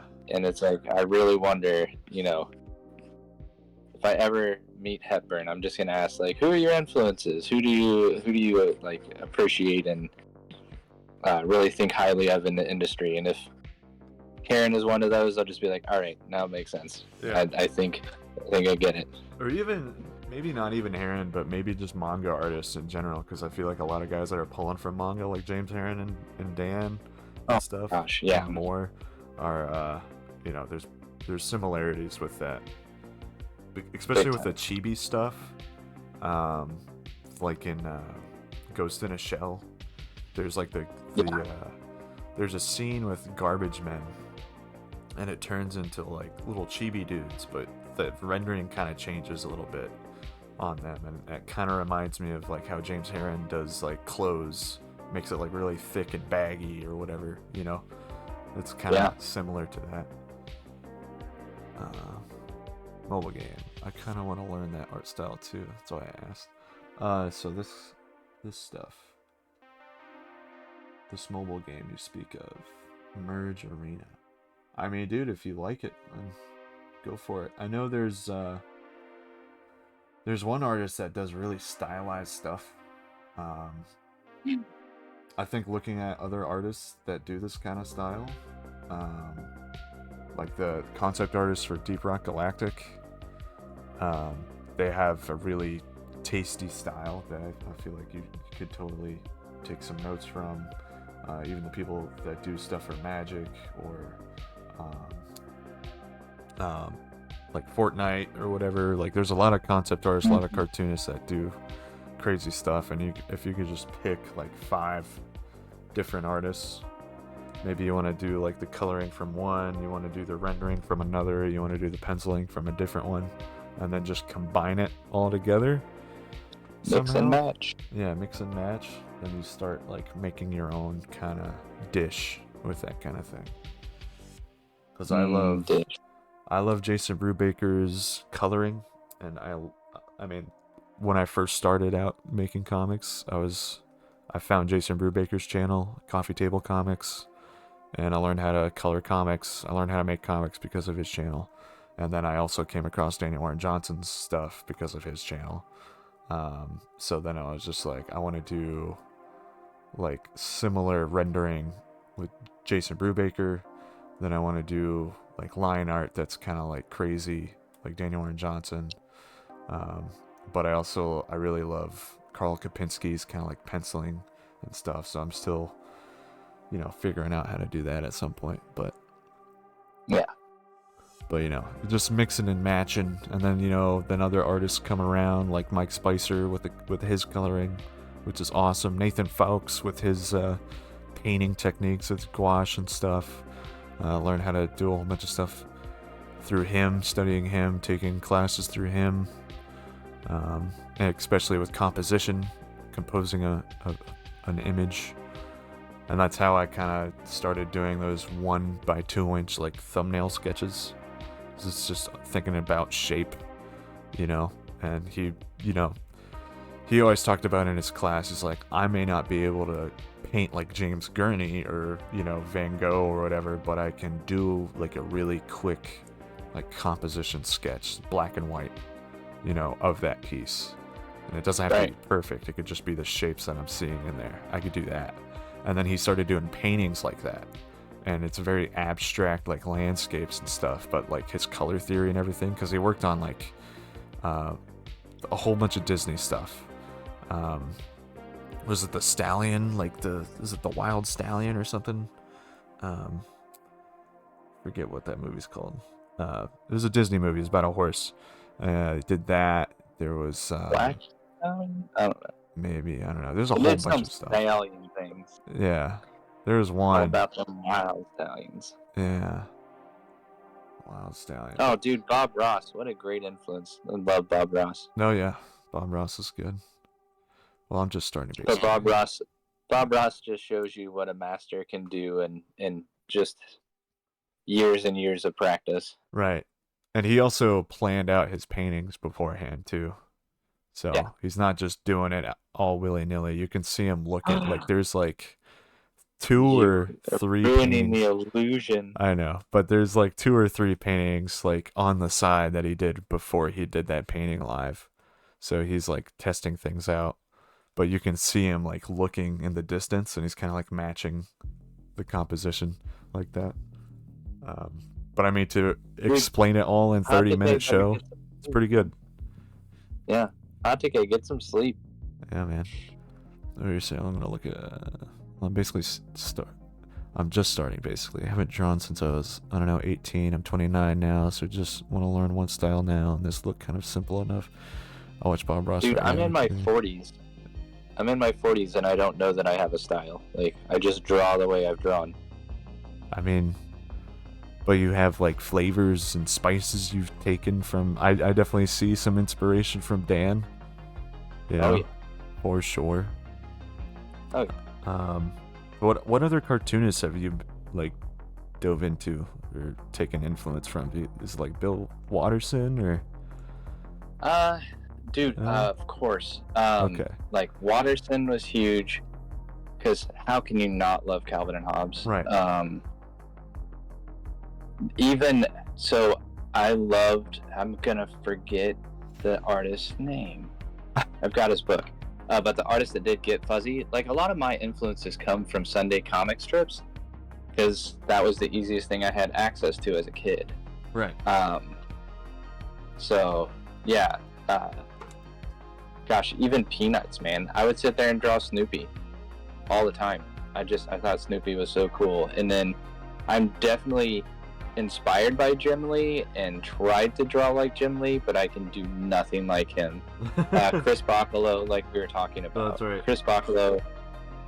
Dude, did I give you the high cost of living? I don't know. Did you? I put your stack of books. Oh no, I think I gave it to Kev because I said it was Neil Gaiman. You got to read it. But if you can get that book, that's like some of Chris's early work, and I take a lot from like his early stuff. I mean, even the stuff he does now, it's so hyper stylized. It's very dirty. I love just how much emotion and like spontaneity Chris has in his work. Yeah. And then trying to remember, is it Gabriel Ba? I want to say it's Gabriel that did Umbrella Academy. Yeah. So like that stuff. So that's and Tim Sale, dude. Tim Sale and all the Long Halloween stuff. I would just sit there and pour over that. Again, it's really leaning because I like to really kind of, if I'm using any kind of darks or heavy tones, like it's just, dude, here's a ton of black, like just, and so yeah, those would be my influences. What about you? Yeah, definitely Daniel Warren Johnson. Like I said before, like Jason Brubaker, Nathan Fowkes, Carl Kopinski. Todd McFarlane was probably a big one for me back in the day. Humberto Ramos was another one. Oh, Ramos. Interesting. Yeah, I copied a lot of him in my sketchbooks when I was a kid. And then I hear like no one likes his style, I guess. I mean, like, there's a few professionals that I've heard that don't like how he draws, but I was always into it when I was a kid, so I don't know. They don't like Ramos's style? Yeah, I was like, what? What do you... Really? Yeah. It's like, it's so crazy. Dude, have you ever read Crimson? No. Oh my god. Like, that's the first introduction I had to Ramos, was Crimson, and it is essentially a teenage boy turned into a vampire, and now you got to deal with like all the headaches of trying to go to high school and being a vampire. And he has this like Hispanic best friend that's also like, that apparently was I can't remember now. I have to go back into my back issues. I can't remember if he was already a vampire and then like finally came out to the main character after he turned into a vampire. He's like, me too, bro. But just so fun. Like, that's such a good book. It's inventive, it plays off of the tropes, but kind of creates its own thing. Yeah. And Ramos's style works incredibly well for it. Dude, that's great. Yeah, I never dove into that. I had a lot of the Spider-Man work that he did when I was a kid. I was obsessed with Spider-Man. It's so good. Yeah. It's so good. And, I can't believe there are people out there that don't like his work, especially for Spider-Man, because he gets the bendy, flexy Spider-Man down pat. That's what I thought,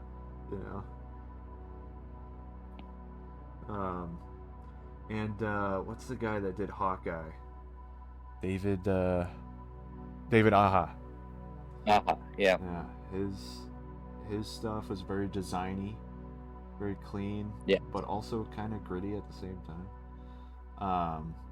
which I very much enjoyed when I was younger. Still do. I just haven't kept up with what he's been doing, but yeah, I always liked his stuff. I could have swore, like, when I first cracked open Duke, I was expecting to see Aha's name on the Duke book. Right. I think, what is it? Is it Raimi? Or Rainey? Who's doing Duke? No idea.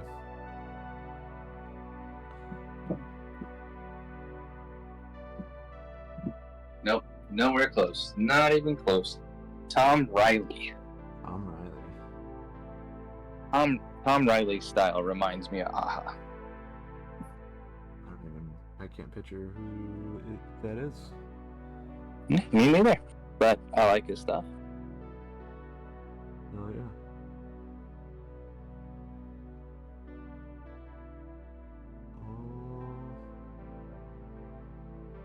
So to answer Hatake's question, if he's not touched a pen since he was like 18, then what's the best way to move forward? Well, pick up a pen. And go for it. Have fun. No, I'm just kidding. Well, do have fun. I mean, part of it is true. Like, dude, some of the things that I just to get me back into it, find something I like, and just sit down and draw it. Yeah. Get a sketchbook. I mean, it's really cliche, but yeah, get a sketchbook. Good call. Get a sketchbook. Draw what you see. Draw what you have seen. Because if you're gonna want to do comics, you're gonna have to learn how to draw everything. That doesn't mean you have to learn how to draw everything before you even do it. You can learn how to do it when you get to that scene or whatever. That's what I did a lot when I first started doing comics and stuff. And that's when you realize, like, I don't know how to draw a gun. I don't know how to draw a car. I don't know how to draw a building, or dining table, whatever it is. So then you learn. Dude, half the stuff in this book alone. Yeah. I was just like, I don't even know. Yeah. Like horses. I don't sit down and draw horses every day, but I have drawn a couple of horses. I'm going to have to draw a donkey. I don't just sit down and draw donkeys, but I'm sure as heck going to do it. Yeah. But I think just have a little personal project. Like have a personal project, because that is the best way to learn. That is the best way to level up, is by having a goal and being like, okay, I want to do this 4-page story. I want to do this 4-page Western. And it's going to be a guy that wants a cigarette, but then he can't get to his cigarette because wind blows it away and he's chasing after it, and then, bumps into another cowboy and they have a duel. Boom. Then he takes his cigarettes or something. I don't know. Something like that. Yeah. But you're going to learn how to, how do you draw wind? How do you draw like the desert? How do you draw somewhat like animating this dude that's running or something, So it's just like you're learning how characters act. You're learning how to over exaggerate things. You're learning how to draw environments, all this stuff.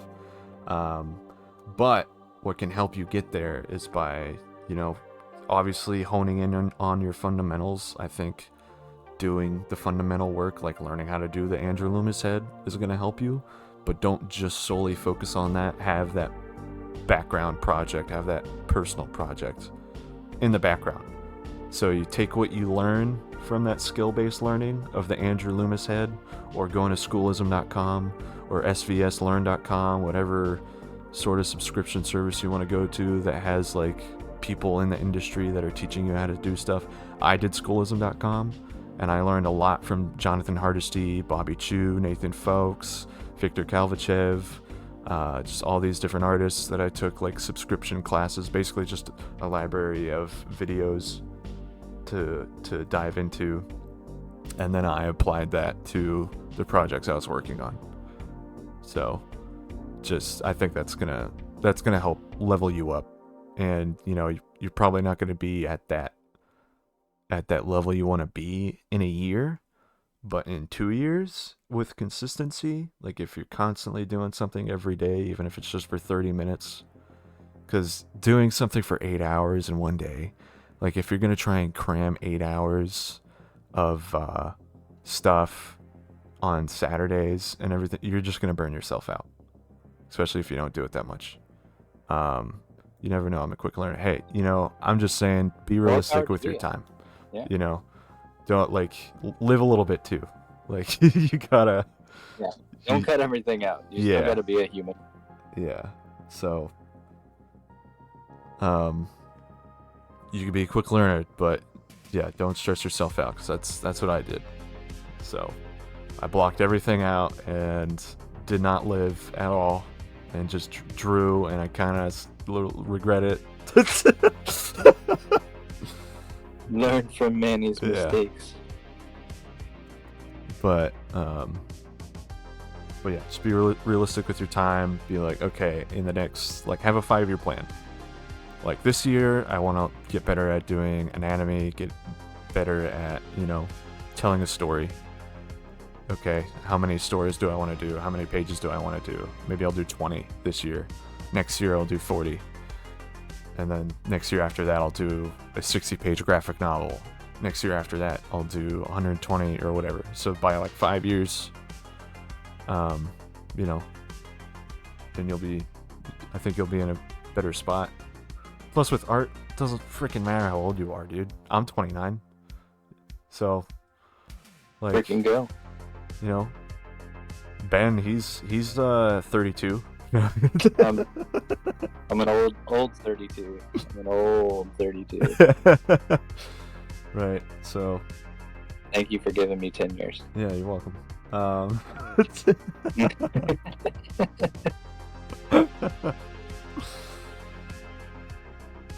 So yeah, high five, same age.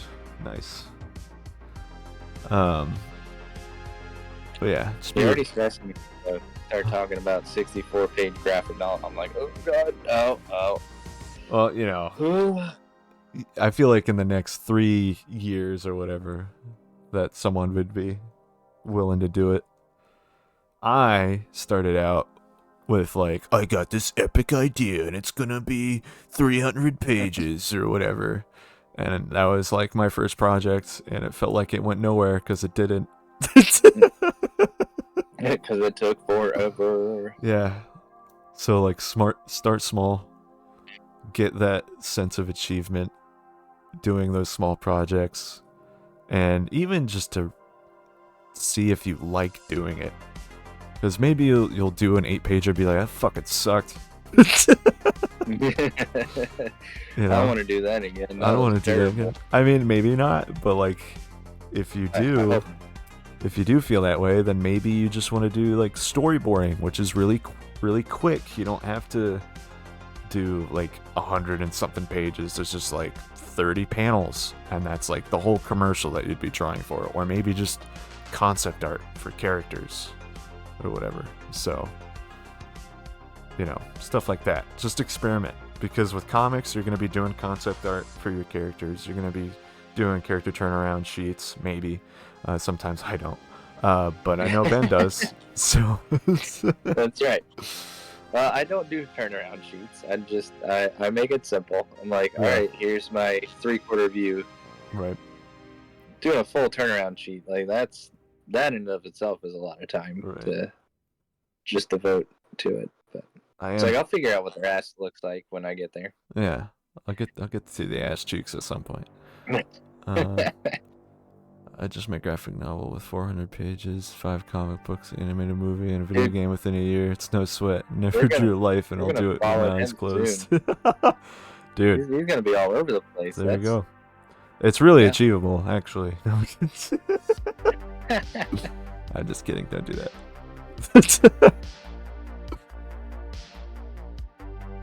Dude, as long as you're having fun, like, that's the thing. And I love the 8-page idea. Honestly, that's what I've been telling anybody that has asked me that question, which has only been one. But it's like, just start with 8 pages. Like, if you can tell an 8-page story, like, you're already set. It's really hard to tell short, succinct things. You can tell a long, drawn-out odyssey, like, sure. You'll have all the time in the world to change your mind and adjust things. But 8 pages, it's manageable. You can do it within the span of a couple of months, just depending on how, devoted you are, how much you want to work on it. So that's my personal recommendation. Start with something like that. Because in 8 pages, you can tell a story. You can show like, hey, I can show pacing. I can show that I know how to tell a plot, that I know how to create characters that have motivation. Yeah. And yeah, that's also like a really completely achievable. Yeah, it's an achievable project. You'll definitely be able to do it. It'll also, like, you know, like I was saying earlier, it'll be like, do you even want to keep doing this? Like, that's a good battleground, or that's a good testing ground for that. But it's also like 2000 AD, EC Comics back in the day. Was it Amazing We were Fantasy. talking about heavy metal, right? Yeah, heavy metal. They have a whole bunch of 8-page stories in those books. And if you want to get involved, you can literally look around and find like zines and stuff to get involved with, and throw that 8-page story you just did and submit it and see if you can get it published in there. And then you'll get a publishing credit. But 8 pages is like pretty standard in the publishing realm for like zines and stuff, and, you know, magazines and all that. But yeah, I try to make a short mini book. Yeah. Make a whole bunch of little mini books. I mean, you could just like get a whole bunch of little mini short stories together and be like, I got a sci-fi one, I got a western one, I got a fantasy one, and then I can just distribute that to all these other zine places or magazines, see if they want to publish it, spread my name out a little bit or whatever. Like, that's something you could do. Yeah, for sure. Or make your own. Get some friends together build and just make an make entire something. Universe, dude. Yeah. Build an entire universe. Build renown. Build renown. Build time free. Yeah. You know, you can do it. Yeah.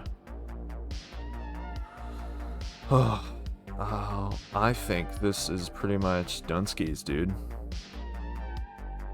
Yeah. Got 2 pages done today. This guy. This guy.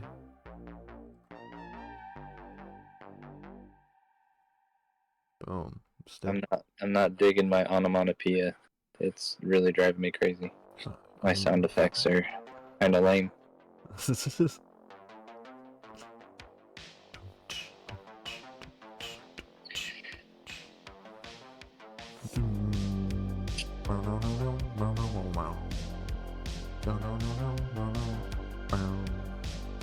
So, question.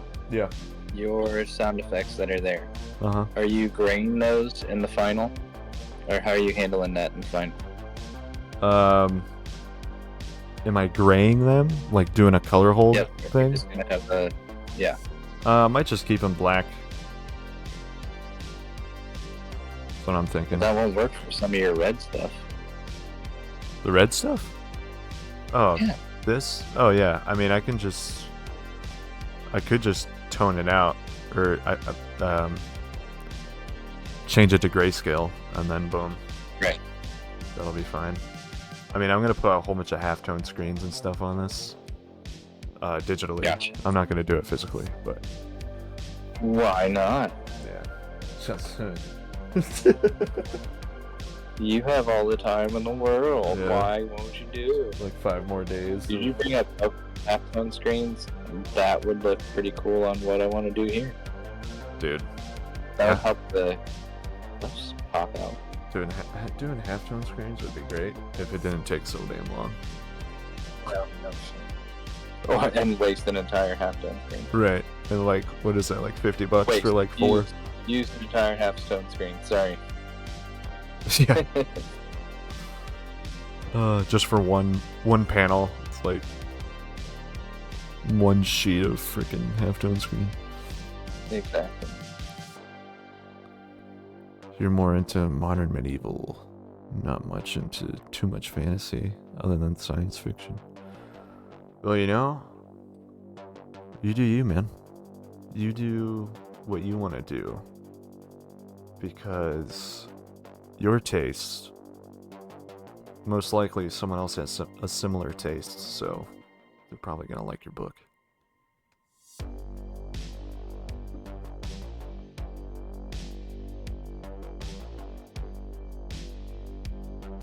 Just make it cool, make it fun. There you go. It's really just that easy. It's that easy. I don't know why we're even talking. Like, why is the book not done? Yeah, what's going on? Why isn't it done? Chop, dude. I got money. I got money to spend. Yeah. Let's go. Bring me more pictures of Spider-Man. What? Yeah. Anyway. Yeah, I'm gonna stop streaming now. I've done 2 pages today. It's 2 streams. I'm done. I want to play video games. Where you gonna play? No idea. I was thinking maybe Dead Space, but There you go. You were all about Dead Space. Like, that was your thing that you're like, I'm gonna go buy Dead Space. It's gonna be amazing. dude, it's terrifying. It's terrifying? Yeah, it's horrifying. Yeah. It's insane. Like, the remaster is incredible. Holy shit. Because you're like in spots where you have to be in the darkness. Like, you have to turn off the lights in order to power something else. And then That's awesome. You're just going through pitch black, like, factory on a space station. And it's just monsters coming out of vents. You can hear them, and then you can hear them behind you, and then you have to chop off all their limbs. Basically, that's how you kill them, is cutting off their limbs. It's insane. Yeah. It's insane. More of that. More of that. Try Assassin's Creed. Nah. Assassin's Creed. Nah, I like getting chased, man. I like getting chased, dude. Alien Isolation. Frickin' anything like that. I'm for it. I want to feel like a little bitch. I was just gonna. This is gonna be really mean, Manny. Please don't take it. I'm completely joking. Please don't take this call. But is the reason that you like video games where you're getting chased is because it means somebody wants you? Yes. Finally. Oh my god, yes. Come get me, please. Then Manny is going to stab me the next time he sees me. Yeah. Just for that joke. Just for that joke. How dare you? I'm on Tinder. People like me. How dare you?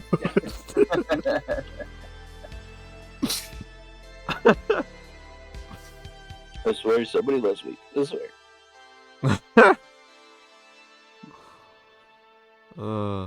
Maybe one day. Oh, yeah, it'll happen. What's not to love? Yeah, exactly. A xenomorph definitely wants me. So. Oh, dude, they are hot. Yeah. So many mouths. So many mouths. They got big old heads. Dude, right to the heart. You know, they get you right to the heart, man. They don't mess around. They don't. They're serious. They'll get you. Right. They'll get you in the darkness. Anyway. They will get you. They'll get you, man. You've been drawn too long. Yeah. You're starting to morph. Yeah. Take, whereabouts you live? I'm in North Carolina. NC. I have a bat somewhere. Wait, who are you talking to, by the way? Is he streaming too? Yeah, Ben Hill. What is your channel? At Ben_Hill_art. Yeah. Go watch him. He's making... I talk a bunch of crap and he does. Just try to make Manny laugh. It's true. That's what I try to do. Oh man. Yeah. Yeah, go visit Ben. Go hang out with Ben.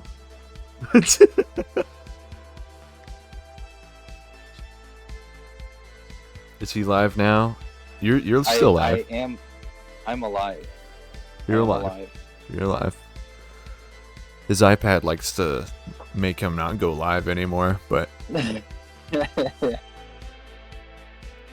But if you catch him today, can you raid him? I honestly have no idea how to raid people. Yeah, you don't just that Ben_Hill_art. I know there's lots of Ben Hills out there, but yeah, I have a feeling I'm probably the only one doing this weird stuff.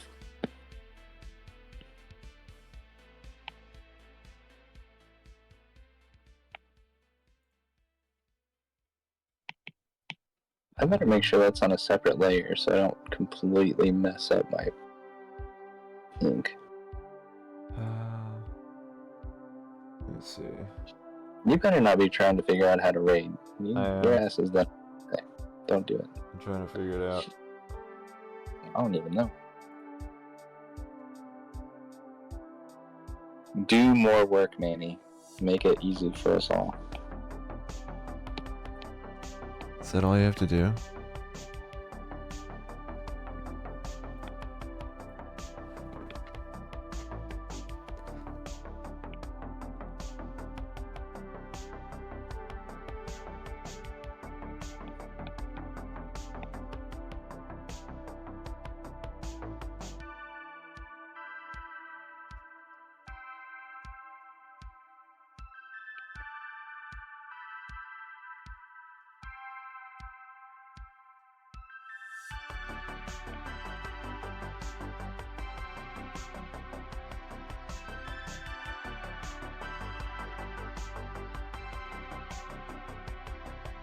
Let's see.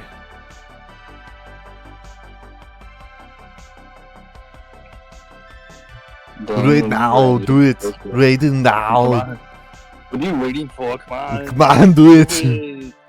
Come on. Let's go. What are you doing? Get to the chopper. Do it. Raid him now. Come. Look at him go. Okay. Do that. Man, he's raiding with a party of 4. Now I know how to raid.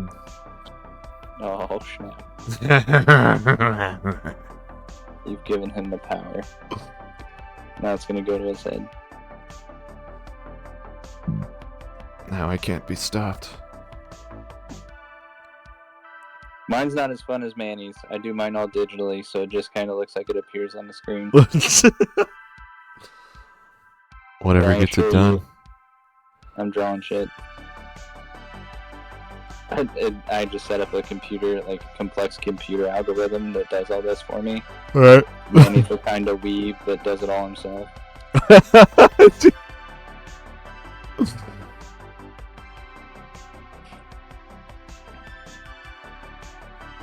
Alright, Manny. You should go play games. Alright, dude.